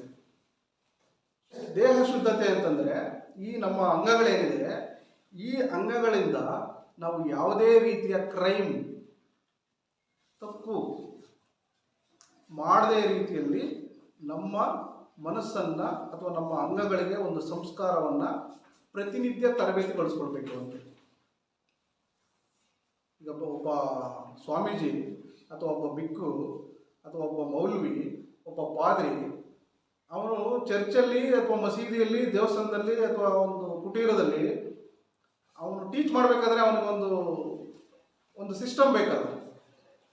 ಸೊ ಅವನು ಎಲ್ಲ ಕಂಟ್ರೋಲಾಗಿ ಇಟ್ಕೊಂಡು ಅವನು ಅದನ್ನು ಕಲ್ತ್ಕೊಂಡು ಅವನು ಪ್ರಾಕ್ಟೀಸ್ ಮಾಡಿದರೆ ತಾನೇ ಅವನು ಇನ್ನೊಬ್ರಿಗೆ ಹೇಳೋಕ್ಕಾಗೋದು. ಇಲ್ಲ ಅಂತಂದರೆ ಹೇಗಾಗ್ತದೆ? ಸೊ ಆ ರೀತಿಯಲ್ಲಿ ನಾವು ದೇಹ ಶುದ್ಧತೆಯನ್ನು ಪ್ರತಿನಿತ್ಯ ನಮ್ಮ ಪ್ರಾಕ್ಟೀಸ್ ಮಾಡಬೇಕು. ಯಾಕಂದರೆ ಭಾಳ ಕಷ್ಟ ಅದು. ತುಂಬ ಚೆನ್ನಾಗಿ ಭಾಷಣ ಮಾಡ್ಬೋದು, ತುಂಬ ಚೆನ್ನಾಗಿ ಹೇಳ್ಬೋದು, ಬಟ್ ಪ್ರಾಕ್ಟಿಕಲ್ ಆಗಿ ನಾವು ಅದನ್ನು ಇಂಪ್ಲಿಮೆಂಟ್ ಮಾಡಿಕೊಂಡು ಅನುಸರಣೆ ಮಾಡೋದು ಜೀವನದಲ್ಲಿ ಭಾಳ ಕಷ್ಟ ಇದೆ. ಸೊ ಅದಕ್ಕೆ ಭಗವಾನ್ ಬುದ್ಧರನ್ನ ಸಂವಾ ಸಂಬುದ್ಧರು ಅಂತ ಕರೆಯೋದು. ಸೊ ದೇಹ ಶುದ್ಧತೆ ಅಂತಂದರೆ ಈ ದೇಹದಿಂದ ಯಾವುದೇ ರೀತಿಯ ಕೊಲೆಗಳನ್ನು ಮಾಡದೇ ಇರೋದು, ಈ ದೇಹದಿಂದ ಯಾರಿಗೂ ಹರ್ಟ್ ಆಗದೇ ರೀತಿ ಮಾತಾಡದೇ ಇರೋದು, ಈ ದೇಹದಿಂದ ಸೆಕ್ಸುವಲ್ ಮಿಕ್ಸ್ ಕಂಡಕ್ಟ್ ಅಂದರೆ ಅನೈತಿಕ ಸಂಬಂಧಗಳನ್ನು ಬೇರೆಯವ್ರ ಜೊತೆ ಇಟ್ಕೊಳ್ಳದೇ ಇರೋದು, ಮದುವೆ ಆಗದೇ ಇರೋರು ಇದ್ದರೆ ಬ್ರಹ್ಮಚಾರಿಯಾಗಿ ಹಾಗೇ ಇರಬೇಕು, ಮದುವೆ ಆಗಿದ್ದರೆ ಹೆಂಡತಿ ಅಥವಾ ಗಂಡ ಅವರಿಬ್ಬರ ನಡುವೆ ಸಂಬಂಧ ಮಾತ್ರ ಇಟ್ಕೊಳ್ಬೇಕು. ಈ ರೀತಿ ಇದ್ದರೆ ಅಡ್ವಾಂಟೇಜಸ್ ಜಾಸ್ತಿ ಇರುತ್ತೆ, ಪ್ಲಸ್ ರೋಗಗಳಿಂದ ದೂರ ಇರ್ಬೋದು, ಸಮಸ್ಯೆಗಳಿಂದ ದೂರ ಇರ್ಬೋದು, ದುಃಖದಿಂದ ದೂರ ಇರ್ಬೋದು, ನಮ್ಮ ಆರ್ಥಿಕ ಪರಿಸ್ಥಿತಿಗಳು ಚೆನ್ನಾಗಿರುತ್ತೆ, ಸಮಾಜದಲ್ಲಿ ನಮ್ಮನ್ನು ಒಳ್ಳೆ ವ್ಯಕ್ತಿ ಅಂತ ಗುರುತಿಸ್ತಾರೆ, ಒಳ್ಳೆ ನಡತೆ ಇರೋರು ಅಂತ ಗುರುತಿಸ್ತಾರೆ, ಗೌರವ ಸಿಗುತ್ತೆ. ಈ ಇಬ್ಬರು ಮದುವೆ ಆಗಿರೋರನ್ನ ಅಥವಾ ಅದಕ್ಕಿಂತ ಹೆಚ್ಚಿಗೆ ಸಂಬಂಧಗಳು ಇಟ್ಕೊಂಡಿರೋರನ್ನ ಸಮಾಜದಲ್ಲಿ ಹೇಗೆ ನೋಡ್ತಾರಂತ ನಿಮಗೆ ಜಸ್ಟ್ ಒಂದ್ಸರಿ ಗ್ಲಾನ್ಸ್ ಮಾಡಿ. ಇದು ಅರ್ಥ ಆದರೆ ನಮಗೆ ಇದು ಅರ್ಥ ಆಗ್ತದೆ, ಹೌದಲ್ಲ? ಸೊ ಇದು ದೇಹ ಶುದ್ಧತೆ, ವೆರಿ ಇಂಪಾರ್ಟೆಂಟ್. ನೆಕ್ಸ್ಟು ಮಾತಿನ ಶುದ್ಧತೆ. ನಾವು ಮಾತಾಡೋ ಮಾತು ಶುದ್ಧವಾಗಿರಬೇಕು ಅಂತಂದರೆ ತೊದಲ್ದೆ ಸ್ಪಷ್ಟವಾಗಿ ನಿಖರವಾಗಿ ಮಾತಾಡಬೇಕು ಅಂತಲ್ಲ, ಅಲ್ಲ. ಅಂದರೆ ಏನು? ಗುಡ್, ಎಸ್, ಅದು ಭಾಳ ಇಂಪಾರ್ಟೆಂಟ್. ಇವತ್ತು ನಮ್ಮ ಅಕ್ಕಪಕ್ಕದಲ್ಲಿ ಅಥವಾ ನಮ್ಮ ಮನೆಗಳಲ್ಲಿ ನಮ್ಮ ಮಕ್ಕಳ ಜೊತೆ ನಾವು ಹೇಗೆ ನಡ್ಕೊಳ್ತಾ ಇದ್ವಿ, ನಮ್ಮ ತಂದೆ ತಾಯಿಗಳ ಜೊತೆ ಹೇಗೆ ನಡ್ಕೊಳ್ತಾ ಇದ್ವಿ, ಮದುವೆ ಆಗಿದ್ರೆ ಹೆಂಡತಿ ಜೊತೆ ಹೇಗೆ ನಡ್ಕೊಳ್ತಾ ಇದ್ವಿ, ಅವ್ರಿಗೆ ಎಷ್ಟು ನಿಜ ಹೇಳ್ತಾ ಇದ್ದೀವಿ, ಎಷ್ಟು ಸುಳ್ಳು ಹೇಳ್ತಾ ಇದ್ದೀವಿ, ಜಸ್ಟ್ ಊಹೆ ಮಾಡ್ಕೊಳ್ಳಿ. ಅಪ್ಪನಿಗೆ ಎಷ್ಟು ಮರ್ಯಾದೆ ಕೊಡ್ತಾ ಇದ್ದೀವಿ, ಅಮ್ಮನಿಗೆ ಎಷ್ಟು ಮರ್ಯಾದೆ ಕೊಡ್ತಾ ಇದ್ದೀವಿ, ಅಕ್ಕ ತಂಗಿ ಇವರಿಗೆ ಎಷ್ಟು ಮರ್ಯಾದೆ ಕೊಡ್ತಾ ಇದ್ವಿ, ಅಥವಾ ಅವ್ರು ನಮಗೆ ಎಷ್ಟು ಮರ್ಯಾದೆ ಕೊಡ್ತಾ ಇದ್ದಾರೆ, ಜಸ್ಟ್ ಊಹೆ ಮಾಡ್ಕೊಳ್ಳಿ. ಯಾಕೆ ಪ್ರಾಬ್ಲಮ್ ಅಂತಂದರೆ ಈ ಶುದ್ಧತೆ ಇಲ್ಲ ಇಲ್ಲಿ. ಈಗ ನೀವು ಗೋಲ್ಡ್ ತಗೊಳ್ಬೇಕಾದ್ರೆ 916 ಸೀಲ್ ಹೊಡೆದಿದ್ರೆ ಮಾತ್ರ ಅದು ಪ್ಯೂರ್ ಗೋಲ್ಡ್ ಅಂತ ನೀವು ಡಿಕ್ಲೇರ್ ಮಾಡ್ತೀರಿ. ಯಾಕೆ ಅಂದರೆ ಅದು ಪ್ಯೂರಿಟಿ ಎಷ್ಟಿದೆ ಅಂತ ಹೇಳ್ತಾರೆ. 24 ಕ್ಯಾರೆಟ್, 22 ಕ್ಯಾರೆಟ್, ಅದು ಒಂದು ಮುದ್ರೆ ಹೊಡ್ತಿರ್ತಾರೆ, ಹೌದಾ? ಇನ್ನೂ ನೀವು ಆ ಥರ ಬ್ರಾಂಡೆಡ್ ಬಿಟ್ಟು ಬೇರೆ ಆಚಾರ್ಯಗಳ ಹತ್ರ ಹೋದರೆ ಇನ್ನೂ ಕಡಿಮೆ ಮಾಡಿಕೊಡ್ತಾರೆ ಅವರು. ಬಟ್ ಅದರಲ್ಲಿ ಏನಿರುತ್ತೆ, ಪ್ಯೂರಿಟಿ ಕಡಿಮೆ ಇರುತ್ತೆ. ಪರ್ಸೆಂಟೇಜ್ 70% ಗೋಲ್ಡ್ ಇರುತ್ತೆ, ಇನ್ನು 30% ತಾಮ್ರ, ಕಾಪರ್, ಅದು ಇದು ಮಿಕ್ಸ್ ಮಾಡಿರ್ತಾರೆ, ಹೌದಾ? ಸೊ ಶುದ್ಧತೆ ಅಂತಂದರೆ ಈ ಸ್ಫಟಿಕದ ರೀತಿ, ವಜ್ರದ ರೀತಿ ಒಂದೇ ಇರಬೇಕು, ನೋ ಮಿಕ್ಸ್. ಆ ರೀತಿಯ ಮಾತಿನ ಶುದ್ಧತೆಯಿಂದ ನಾವು ಇರಬೇಕು ಅಂತಂದರೆ ನಮ್ಮ ಮಾತುಗಳಿಂದ ಯಾರಿಗೂ ಅಡ್ಡಾಗ್ಬೋದು. ಮತ್ತೆ ಈ ಚಾಡಿ ಹೇಳೋದು ಅಂತ ಹೇಳ್ತಾರೆ, ಗೊತ್ತಾ? ಚಾಡಿ ಹೇಳೋದು, ಸುಳ್ಳು ಹೇಳೋದು ಬೇರೆ, ಚಾಡಿ ಹೇಳೋದು. ಇದನ್ನ ಜಾಸ್ತಿ ಹೆಣ್ಮಕ್ಳಿಗೆ ಹೇಳ್ತಾರೆ. ಅಲ್ಲಲ್ಲ, ಅದಕ್ಕೂ ಬರ್ತೀನಿ ನಾನು. ಹೆಣ್ಮಕ್ಳಿಗೆ ಹೇಳ್ತಾರೆ, ಅವ್ರಿಗೆ ಹೇಳಿದ್ರೆ ಯಾವುದು ಪುಟ್ಟಾಗಿರೋದಿಲ್ಲ, ಎಲ್ರಿಗೂ ಹೇಳ್ಕೊಂಡ್ ಬಂದ್ಬಿಡ್ತಾರೆ ಅಂತೇಳಿ. ಬಟ್ ಅದು ನಿಜ ಅಲ್ಲ. ಆ್ಯಕ್ಚುಲಿ ಮನಸ್ಸನ್ನ ನಾವು ಸರಿಯಾಗಿ ಅರ್ಥ ಮಾಡ್ಕೊಂಡಿದ್ದೆ ಆದರೆ ನಾವು ಯಾವ ವಿಚಾರವನ್ನು ನಮಗೆ ಬೇಕೋ ಅಷ್ಟನ್ನು ಮಾತ್ರ ನಾವು ಮನಸ್ಸಲ್ಲಿ ಇಟ್ಕೊಂಡು, ನಮಗೆ ಬೇಡದಿರೋ ವಿಚಾರಗಳನ್ನು ಮನಸ್ಸಲ್ಲಿ ಇಟ್ಕೊಂಡು ನಾವು ಹಲವಾರು ಸಮಸ್ಯೆಗಳನ್ನು ಎದುರಿಸ್ತಾ ಇದ್ದೀವಿ. ಸೊ ಹಾಗಾಗಿ ಹೆಣ್ಮಕ್ಳು ಮನಸ್ಸಲ್ಲಿ ಇಟ್ಕೊಳ್ಳೋದಿಲ್ಲ. ಅವ್ರ ಮನೇಲಿ ಆ ಥರ ಪ್ರಾಬ್ಲಮ್ ಐತಂತೆ, ಅಥವಾ ಅವ್ರ ಮನೇಲಿ ವಾಷಿಂಗ್ ಮಿಷಿನ್ ಬಂದಂತೆ, ಸೈಟ್ ತಗೊಂಡ್ರಂತೆ, ಚಿನ್ನ ತಗೊಂಡ್ರಂತೆ, ಈ ಥರ ಎಲ್ಲ ಮಾತಾಡ್ತಾರೆ. ಅದು ಇಟ್ಕೊಳ್ಳಲ್ಲ. ಇಟ್ಕೊಂಡ್ರೆ ಅವರಿಗೆ ಸಮಸ್ಯೆ ಅದು, ಅದಕ್ಕೆ ಅವ್ರು ಇಟ್ಕೊಳ್ಳೋದಿಲ್ಲ. ಬಟ್ ಅದರ ಅವಶ್ಯಕತೆ ಇಲ್ಲ, ಬಟ್ ಅದಕ್ಕೆ ಅವ್ರಿಗೆ ಟ್ರೈನಿಂಗ್ ಆಗಿಲ್ಲ. ಹಾಗಾಗಿ ಅದ್ರ ಬಗ್ಗೆ ಜಾಸ್ತಿ ಮಾತಾಡ್ತಾರೆ. ನೀವು ಅದನ್ನು ತಿಳ್ಕೊಂಡು ಅಧ್ಯಯನ ಮಾಡಿ ನಿಮ್ಮ ಕ್ಯಾರೆಕ್ಟ್ರಲ್ಲಿ ಬದಲಾವಣೆ ಆಗಿಲ್ಲ ಅಂತಂದರೆ ನೀವು ಹೇಳ್ದಂಗೆ ನಾನು ಮಾಡಿ. ಸೊ ನೀವು ಈ ಬುದ್ಧಾಡಿಸಮನ್ನು ಓದ್ಕೊಂಡ್ರೆ ನಿಮ್ಮ ಲೈಫಲ್ಲಿ ಪ್ರಾಕ್ಟಿಕಲ್ ಆಗಿ ನೀವು ಅಪ್ಲೈ ಮಾಡೋದು ಹೇಗೆ ಅನ್ನೋದನ್ನು ನಾನು ಹೇಳ್ಕೊಡ್ತೀನಿ. ಆಗ್ಬೋದಾ? ರೈಟ್. ದೇಹ ಶುದ್ಧತೆ ಆಯಿತು, ಮಾತಿನ ಶುದ್ಧತೆ. ಇಲ್ಲಿ ಬರೀ ಚಾಡಿಗೆ ಬಂದ್ವಿ. ಆಟೆ ಹೊಡೆಯೋದು ಅಂತ ಇನ್ನೊಂದು ಹೇಳ್ತಾರೆ, ಗೊತ್ತಾ? ಫ್ಲರ್ಟ್. ಬೇಡದಿರೋದ್ರ ಬಗ್ಗೆ ಗಂಟೆಗಟ್ಟಲೆ ಮಾತಾಡ್ತೀವಿ. ಬೇಕಾಗಿರೋದ್ರ ಬಗ್ಗೆ, ದಮ್ಮದ ಬಗ್ಗೆ ಮಾತಾಡಿ, ಅಂಬೇಡ್ಕರ್ ವಿಚಾರ ಬಗ್ಗೆ ಮಾತಾಡಿ, ಗಾಂಧಿ ವಿಚಾರಗಳನ್ನ ಬಗ್ಗೆ ಮಾತಾಡಿ, ಲೋಹಿಯ ವಿಚಾರಗಳ ಬಗ್ಗೆ ಮಾತಾಡಿ, ಕಾರ್ಲ್ ಮಾರ್ಕ್ಸ್ ವಿಚಾರಗಳ ಬಗ್ಗೆ ಮಾತಾಡಿ ಅಂತಂದರೆ ನಮಗೆ ಮೆಟೀರಿಯಲ್ ಇಲ್ಲ ಇಲ್ಲಿ, ಹೌದಾ? ಸೊ ಈ ಮಾತಿನ ಶುದ್ಧತೆ ಅಂತಂದರೆ ನಮಗೆ ನಾವು ದೇಹ ಶುದ್ಧತೆ ಎಷ್ಟು ಮುಖ್ಯವೋ ಮಾತಿನ ಶುದ್ಧತೆ ಕೂಡ ಅಷ್ಟೇ ಮುಖ್ಯ. ಈ ಮಾತಿನ ಶುದ್ಧತೆ ಎಷ್ಟು ಇಂಪಾರ್ಟೆಂಟು ಅಂತಂದರೆ, ಯಾರಾದರೂ ಒಂದು ನ್ಯಾಯದಲ್ಲಿ ಕರೆದು ಏನಪ್ಪ ಅಂತ ಕೇಳಿದ್ರೆ ಈ ಥರಕ್ಕೆ ಈ ಥರ, ಇದು ಸತ್ಯ, ಇದು ಸುಳ್ಳು, ಈ ರೀತಿ ಹೇಳಿ ಒಂದು ನ್ಯಾಯಕ್ಕೆ ಬದ್ಧವಾಗಿ ನಿಲ್ಲುವಂಥ ಒಬ್ಬ ಮನುಷ್ಯನನ್ನು ಮಾತಿನ ಶುದ್ಧತೆಯಲ್ಲಿ ಇರುವಂಥವ್ರು ಅಂತ ಹೇಳ್ತಾರೆ. ಅದಕ್ಕೆ ನೀವು ಹಳ್ಳಿಗಳಲ್ಲಿ ನೋಡಿ ತೀರ ಸುಳ್ಳು ಹೇಳ್ಕೊಂಡು ತಿರುಗ್ತಾ ಇರ್ತಾರಲ್ಲ, ಅವ್ರು ಹೇಳಿದಾಗ ಅಂತಾರೆ, ಹಿಂದೆ ಏನು ಮಾತಾಡ್ಕೊತಾರೆ, ಅಯ್ಯೋ ದೊಡ್ಡ ಸುಳ್ಳುಗಾರಪ್ಪ, ಅವ್ನ ಮಾತೇಳಿ ಕೇಳ್ತೀನಿ ಬಿಡ್ರಿ ಅಂತ. ಭೂಷಣ್ ಅವನ ಮಾತು ಕೇಳಬೇಡ್ರಿ ಅಂತೇಳಿ. ಹೌದಾ? ಅವನು ಇಲ್ಲ ನಾನು ಅದು ಮಾಡಿಸ್ಕೊಟ್ಬಿಡ್ತೀನಿ, ಇದು ಮಾಡಿಸ್ಕೊಟ್ಬಿಡ್ತೀನಿ, ಅಲ್ಲ ಕರ್ಕೊಂಡು ಹೋಗ್ಬಿಡ್ತೀನಿ, ಇದು ಕರ್ಕೊಂಡು ಹೋಗ್ಬಿಡ್ತೀನಿ ಎಲ್ಲ ಹೇಳಿರ್ತಾನೆ. ಬಟ್ ಮಾರನೇ ದಿನಕ್ಕೆ ಮೊಬೈಲ್ ಸ್ವಿಚ್ ಆಫ್ ಮಾಡಿರ್ತಾನೆ, ಇಲ್ಲ ಇಲ್ಲ ನಾನು ಮೀಟಿಂಗಲ್ಲಿದ್ದೆ, ವಿಧಾನಸೌಧದಲ್ಲಿ ಇದ್ದೀನಿ ಅಂತಾನೆ. ಸೊ ಇದು ಮಾತಿನ ಶುದ್ಧತೆಯಲ್ಲಿ ಇಲ್ಲದೆ ಇರುವಂತಹವರ ಪರಿಸ್ಥಿತಿ. ಮನಸ್ಸಿನ ಶುದ್ಧತೆ ಇದು ವೆರಿ ವೆರಿ ಇಂಪಾರ್ಟೆಂಟ್. ಮನಸ್ಸು ಯಾರಾದ್ರೂ ನೋಡಿದಿರಾ ಹೇಗಿದೆ ಅಂತ? ಹಾರ್ಟನ್ನು ಬೇಕಾದ್ರೆ ನಾವು ಕುಯ್ದು ತೆಗೆದು ನೋಡ್ಬೋದು, ಹೇಗಿದೆಯಪ್ಪ. ಕಿಡ್ನಿನ ಕುಯ್ದುಬಿಟ್ಟು ತೆಗೆದು ನೋಡ್ಬೋದು, ಈ ರೀತಿ ಇದೆ. ಹೌದಾ? ಮನಸ್ಸು ಆ ರೀತಿ ತೆಗೆದು ನೋಡ್ಲಿಕ್ಕೆ ಆಗೋದಿಲ್ಲ. ಯಾಕೆ ಅಂತಂದರೆ ಅದು ನಮ್ಮ ದೇಹದ ಒಳಗಡೆ ನಮ್ಮ ಬುದ್ಧಿಶಕ್ತಿಯಲ್ಲಿ ಸಂರಚನೆಗೊಂಡಿರುವಂತಹ ಒಂದು ಮೆಕಾನಿಸಮ್, ಒಂದು ವ್ಯವಸ್ಥೆ. ಥಾಟ್ ಪ್ರೊಸೆಸಿಂಗನ್ನು ನಮಗೆ ಜನರೇಟ್ ಮಾಡಿ ಅದನ್ನು ನಮ್ಮ ನೋಟದ ಮೂಲಕ, ಮಾತಿನ ಮೂಲಕ, ಕೈ ಕಾಲು ದೇಹದ ಮೂಲಕ ಹೊರಗಡೆ ಹಾಕುವಂತಹ ಒಂದು ಮೆಕಾನಿಸಮ್. ಸೊ ಹಾಗಾಗಿ ಅದು ಕಣ್ಣಿಗೆ ಕಾಣೋದಿಲ್ಲ, ಅದರ ಎಫೆಕ್ಟ್ ಮಾತ್ರ ಗೊತ್ತಾಗುತ್ತೆ. ಹೌದಾ? ಈಗ ಹೋಗ್ತಾ ಇರ್ತೀವಿ ರೋಡಲ್ಲಿ, ಒಬ್ಬ ಸುಂದರವಾದ ಮಹಿಳೆ ಅಥವಾ ಹುಡುಗಿ ಬಂದಾಗ ಹುಡುಗರು ಏನಂತಾರೆ, ಮನಸ್ಸೊಳಗಡೆ ಏನು ಆಲೋಚನೆ ಬರುತ್ತೆ? ತುಂಬ ಥರದ ಆಲೋಚನೆಗಳು ಬರುತ್ತೆ. ಅವನು ಹೇಳೋಕ್ಕಾಗೋದಿಲ್ಲ, ಅದು ಮನಸ್ಸಲ್ಲಿ ಇಟ್ಕೊಂಡಿರ್ತಾನೆ. ಹೌದಾ? ಹೇಳಿದ್ರೆ ಏನಾಗುತ್ತೆ? ಎಫೆಕ್ಟ್ ಅಲ್ಲೇ ಗೊತ್ತಾಗುತ್ತೆ. ಸೊ ಇದೇ ರೀತಿ ಮಹಿಳೆಯರಿಗೂ ಇದೆ. ಹುಡುಗರು ತುಂಬ ಎಕ್ಸ್ಪ್ರೆಸಿವ್ ಆಗಿರ್ತಾರೆ, ಅಂದರೆ ಹೇಳ್ಕೊಬಿಡ್ತಾರೆ ಬೇಗ. ಹುಡುಗಿರು ಹೇಳ್ಕೊಳ್ಳೋದಿಲ್ಲ. ಅದು ಅವ್ರ ಜೊತೆ ಒಂದು ಅವ್ರದೇ ಆದ ಒಂದು ಫೀಲಿಂಗ್ ಶೇರ್ ಮಾಡ್ಕೊಳ್ಬೋದು ಅನ್ನೋವಷ್ಟು ಬರೋವರೆಗೂ ಅವ್ರು ಯಾವುದನ್ನು ಹೇಳ್ಕೊಳ್ಳೋದಿಲ್ಲ. ಆ ರೀತಿ ಬಂದಾದ್ಮೇಲೆ ಇವರಿಗಿಂತ ಜಾಸ್ತಿ ಅವರು ಹೇಳ್ತಾರೆ. ಸೊ ಹೀಗೆ ನಮ್ಮ ಥಾಟ್ ಪ್ರೊಸೆಸಿಂಗ್ ಏನಿದೆ ಮನಸ್ಸಿನೊಳಗಡೆ, ಅದು ಶುದ್ಧವಾಗಿರಬೇಕು ಅಂತಂದರೆ ನೀವೇ ಕ್ರಾಸ್ ವೆರಿಫೈ ಮಾಡ್ಕೊಳ್ಳಿ. ನಾವು ಪ್ರತಿದಿನ ನಾವೇನು ಯೋಚನೆ ಮಾಡ್ತಾ ಇದ್ದೀವಿ, ಅದರಲ್ಲಿ ಎಷ್ಟು ಕೆಟ್ಟದಿದೆ, ಎಷ್ಟು ಒಳ್ಳೆಯದಿದೆ,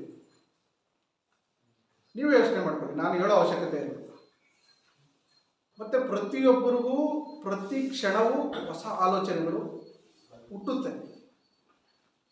ಅದನ್ನು ಬೆಳೆಸಿದ್ರೆ ಬೆಳೆಯುತ್ತೆ, ಇಲ್ಲಾಂದ್ರೆ ಏನಾಗುತ್ತೆ? ಸಾಯುತ್ತೆ. ಅದನ್ನು ನೀವು ಒಳ್ಳೆಯದಕ್ಕೆ ಬಳಸಿದ್ರೆ ನಿಮ್ಮಲ್ಲಿ ಒಳ್ಳೆಯ ಗುಣಗಳು ಬೆಳವಣಿಗೆ ಆಗ್ತದೆ, ಒಳ್ಳೆಯ ಜ್ಞಾನ ಬೆಳವಣಿಗೆ ಆಗುತ್ತೆ, ಒಳ್ಳೆಯ ಕೆಲಸ ಗುರುತಿಸುತ್ತೆ, ಬೆಳವಣಿಗೆ ಆಗುತ್ತೆ. ಒಳ್ಳೆಯದಕ್ಕೆ ಉಪಯೋಗಿಸಿದ್ರೆ 4 ಜನಕ್ಕೆ ಉಪಯೋಗ ಆಗುತ್ತೆ. ನೀವು ಕೆಟ್ಟದಕ್ಕೆ ಬಳಸಿದ್ರೆ ನಿಮಗೆ ದೊಡ್ಡ ಅದು ತೊಂದರೆ ಆಗುತ್ತೆ. ನಿಮಗೆ ಅಡ್ಡಿ ಆತಂಕಗಳನ್ನ ತಂದೊಡ್ಡುತ್ತೆ, ದುಃಖವನ್ನು ತಂದೊಡ್ಡುತ್ತೆ, ಸಮಸ್ಯೆಗಳನ್ನು ತಂದೊಡ್ಡುತ್ತೆ, ನಿಮ್ಮ ಕ್ರೆಡಿಬಿಲಿಟಿನ ಹಾಳು ಮಾಡುತ್ತೆ, ನಿಮ್ಮ ಕ್ಯಾರೆಕ್ಟರ್ನ ಹಾಳು ಮಾಡುತ್ತೆ. ಅದಕ್ಕೆ ಬುದ್ಧರು ಹೇಳ್ತಾರೆ, mind is the most powerful tool which it can be destroy you or it can be purify you to take to path of enlightenment ಅಂತ. ಅಂದರೆ ಈ ಮನಸ್ಸು ಅನ್ನೋದು ಭಾಳ ಪವರ್ಫುಲ್ ಆದಂಥ ಒಂದು ಟೂಲ್, ಇದು ಒಂದು ಆಯುಧ.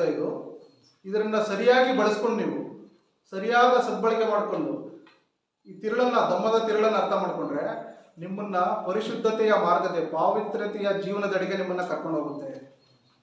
ನೀವು ಕೆಟ್ಟದಕ್ಕೆ ಬಳಸಿದ್ರೆ ನೀವು ಎಷ್ಟೇ ವರ್ಷಗಳು ಹೋಗಲಿ, ಎಷ್ಟೇ ಜನ್ಮಗಳನ್ನು ನೀವು ತಳೆದು ಬರಲಿ, ನೀವು ಈ ದುಃಖದಿಂದ ಹೊರಗಡೆ ಬರಲಿಕ್ಕೆ ಸಾಧ್ಯನೇ ಇಲ್ಲ ಅಂತ ಎಷ್ಟು ಸಿಂಪಲ್ ಆಗಿ ಇಷ್ಟು ದೊಡ್ಡ ಫಿಲಾಸಫಿಯನ್ನು ಹೇಳಿದ್ದಾರೆ.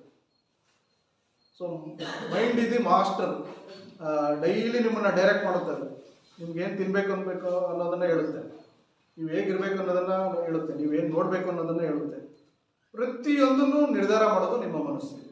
ಸೊ ಅಂಥ ಮನಸ್ಸನ್ನು ನೀವು ಶುದ್ಧವಾಗಿ ಇಟ್ಕೊಳ್ಬೇಕು ಅಂತಂದರೆ ಸತ್ಯದ ಮಾರ್ಗ. ಸೊ ಈ 3 ದೇಹ ಶುದ್ಧತೆ, ಮಾತಿನ ಶುದ್ಧತೆ, ಮನಸ್ಸಿನ ಶುದ್ಧತೆ, ಇವು 3 ಮತ್ತೆ ಅವರು ಸತ್ಯದ ಮಾರ್ಗ, ದ ಪಾತ್ ಆಫ್ ರೈಟಿಯಸ್ನೆಸ್, ಅಂದರೆ ನಿಮಗೆ ಸತ್ಯದ ಮಾರ್ಗದಲ್ಲಿ ಇದರನ್ನು ತಂದು ಇಟ್ಟಿದ್ದಾರೆ. ಅದನ್ನ ಪಂಚಶೀಲಗಳು ಅಂತ ನಾವು ಕರಿತೀವಿ. ಬುದ್ಧರ ಪಂಚಶೀಲಗಳು: ಪಾಣಾತಿಪಾತ ವೇರಮಣಿ ಸಿಕ್ಕಾಪದಂ ಸಮಾಧಿಯಾಮಿ, ಅದಿನ್ನಾದಾನ ವೇರಮಣಿ ಸಿಕ್ಕಾಪದಂ ಸಮಾಧಿಯಾಮಿ, ಮೂಸಾವಾದ ವೇರಮಣಿ ಸಿಕ್ಕಾಪದಂ ಸಮಾಧಿಯಾಮಿ, ಸುರಾಮೇರಯ ಮಜ್ಜಾಪಮದಟ್ಟಾನ ವೇರಮಣಿ ಸಿಕ್ಕಾಪದಂ ಸಮಾಧಿಯಾಮಿ, ಕಾಮೇಶು ಮಿಚ್ಚಾಚಾರ ವೇರಮಣಿ ಸಿಕ್ಕಾಪದಂ ಸಮಾಧಿಯಾಮಿ. ಇದು ಪಾಳಿ ಭಾಷೆಯಲ್ಲಿ ಪಂಚಶೀಲಗಳು. ಕನ್ನಡದಲ್ಲಿ ನಾನು ಪ್ರಾಣಿ ಹತ್ಯೆಯಿಂದ ವಿರತನಾಗುವಂಥ ಒಂದು ಶಪಥವನ್ನು ಮಾಡ್ತೇನೆ. ಅಂದರೆ ನಾನು ಪ್ರಾಣಿ ಹತ್ಯೆ ಮಾಡೋದಿಲ್ಲ, ಪ್ರಾಣಿ ಹತ್ಯೆ ಮಾಡೋರಿಗೆ ನಾನು ಬೆಂಬಲನೂ ಕೊಡೋದಿಲ್ಲ, ಅದರ ಪಾಠ ಆಗಿರೋದಿಲ್ಲ, ಅದರ ಭಾಗವಾಗಿರೋದಿಲ್ಲ ಅಂತ. ಯಾವುದೇ ಪ್ರಾಣಿ ಆಗಿರ್ಬೋದು, ಅದು ಮನುಷ್ಯ ಇರ್ಬೋದು, ಒಂದು ಸಣ್ಣ ಜೀವಿ ಇರ್ಬೋದು, ಏನೇ ಇರ್ಬೋದು. ಬಟ್ ಹಾಗನ್ಬಿಟ್ಟು ಕೊಲ್ಲಲೇಬಾರ್ದ ಅಂತಂದರೆ, ಹುಲಿ ಬಂದು ನಿಮ್ಮನ್ನು ಅಟ್ಯಾಕ್ ಮಾಡಿದೆ, ಎಲಿಫೆಂಟ್ ಬಂದು ನಿಮ್ಮನ್ನು ಅಟ್ಯಾಕ್ ಮಾಡ್ತಾ ಇದೆ, ನಿಮ್ಮ ಜೀವನೇ ಹೋಗ್ತಾ ಇದೆ ಅಂತಂದರೆ ರಕ್ಷಣೆ ಮಾಡ್ಕೊಳ್ಳಿಕ್ಕೆ ಅವಶ್ಯಕತೆ ಬಿದ್ದಾಗ ಸಾಯಿಸಲೇಬೇಕು. ಮತ್ತೆ ಪ್ರಕೃತಿ ನೋಡಿ ನೀವು, ಈಗ ಹುಲಿ ಅಯ್ಯೋ ಕೊಂದು ತಿಂದರೆ ಪಾಪ ಅಂತ ಬುದ್ಧರು ಹೇಳಿದ್ದಾರೆ, ನಾನು ಹೇಗೆ ಬೇಟೆ ಆಡಲಿ ಅಂತ ಅಂದ್ಕೊಂಡಿದ್ರೆ ಹುಲಿ ಬದುಕುತ್ತಾ? ಸೊ ಏನು ಮಾಡುತ್ತೆ ಅದು? ಹಸಿವಾದಾಗ ಬೇಟೆ ಆಡುತ್ತೆ, ನಮ್ಮನ್ನು ತಿನ್ನಲ್ಲ. ಅದು ನಮ್ಮನ್ನು ಯಾವಾಗ ತಿನ್ನುತ್ತೆ ಅಂದರೆ ಕಾಡಲ್ಲಿ ಏನು ಸಿಗದೆ ಇದ್ದಾಗ ನಮ್ಮಂಥರೆಲ್ಲ ಹೋಗಿ ಹಾಳು ಮಾಡಿರ್ತೀವಲ್ಲ, ಅದಕ್ಕೆ ಬಂದು ನಮ್ಮನ್ನು ತಿನ್ನೋದು. ಸೊ ಅದು ಅದರ ಅಂದರೆ ನಾನು ಏನು ಹೇಳ್ತಾ ಇದ್ದೆ ಅಂದರೆ, ಈ ಪ್ರಕೃತಿ ಒಳಗಡೆ ಏನಿದೆ ಅಂತಂದರೆ, ಒಂದು ಇನ್ನೊಂದನ್ನು ಕೊಂದು ತಿನ್ನುವ ಒಂದು ಆಹಾರ ಸರಪಳಿ ಇದೆ. ನೋಡಿ, ಹುಲಿ, ಸಿಂಹ, ಈ ಥರ ಏನು ಮಾಂಸಾಹಾರಿ ಪ್ರಾಣಿಗಳಿದ್ದಾವೆ, ಅವು ಇನ್ನೊಂದು ಸಸ್ಯಾಹಾರಿ ಪ್ರಾಣಿಗಳನ್ನು ಕೊಂದು ತಿನ್ನಲೇಬೇಕು. ಈ ಸಸ್ಯಾಹಾರಿ ಪ್ರಾಣಿಗಳಿದಾವಲ್ಲ, ಈ ಜಿಂಕೆ, ಮೊಲ, ಇವು ಸಸ್ಯ ಏನು ಹುಲ್ಲು ಇದೆ ಅಥವಾ ಅವು ತಿನ್ನುವಂಥ ಆಹಾರ ಏನಿದೆ ಅದಕ್ಕೂ ಜೀವ ಇದೆಯಲ್ಲ. ಸುಭಾಷ್ ಚಂದ್ರ ಬೋಸ್ ಹೇಳಿಲ್ವಾ? ಏನಂತ ಹೇಳಿದರೆ, ಸಸ್ಯಗಳಿಗೂ ಜೀವ ಇದೆ. ಸೈನ್ಸು ಅದನ್ನೇ ಹೇಳುತ್ತೆ. ಅದನ್ನು ಬುದ್ಧರು ಭಾಳ ಹಿಂದೆನೇ ಹೇಳಿದ್ರು. ಸೊ ಅದನ್ನು ತಿನ್ನುತ್ತೆ. ಆ ಹುಲ್ಲನ್ನು ಇನ್ನೂ ಬೇರೆ ಬೇರೆ ಮಿಡತೆ ತಿನ್ನುತ್ತೆ, ಬೇರೆ ಬೇರೆ ಕೀಟಗಳು ತಿನ್ನುತ್ತೆ. ಈ ಕೀಟಗಳನ್ನು ಮತ್ತೆ ಪಕ್ಷಿಗಳು ಇವು ತಿನ್ನುತ್ತೆ. ಸೊ ಈ ಪಕ್ಷಿಗಳನ್ನು ಮತ್ತೆ ಹದ್ದುಗಳು ಇವು ತಿನ್ನುತ್ತೆ. ಹೀಗೆ ನಮ್ಮ ಪ್ರಕೃತಿಯಲ್ಲಿ ಆಹಾರ ಸರಪಳಿ ಒಂದು ಇನ್ನೊಂದನ್ನು ಕೊಂದು ಬದುಕುವಂತಹ ಪರಿಸ್ಥಿತಿಯಲ್ಲಿ ಅಥವಾ ಒಂದು ವ್ಯವಸ್ಥೆಯಲ್ಲಿ ನಾವು ಇರೋದು.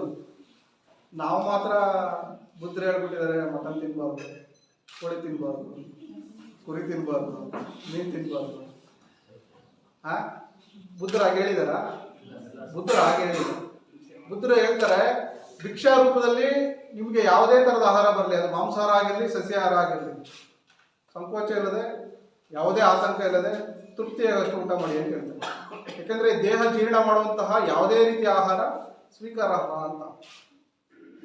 ಅದನ್ನು ಅವರು ಹಲವಾರು ಸಂದರ್ಭಗಳಲ್ಲಿ ಹೇಳಿದ್ದಾರೆ.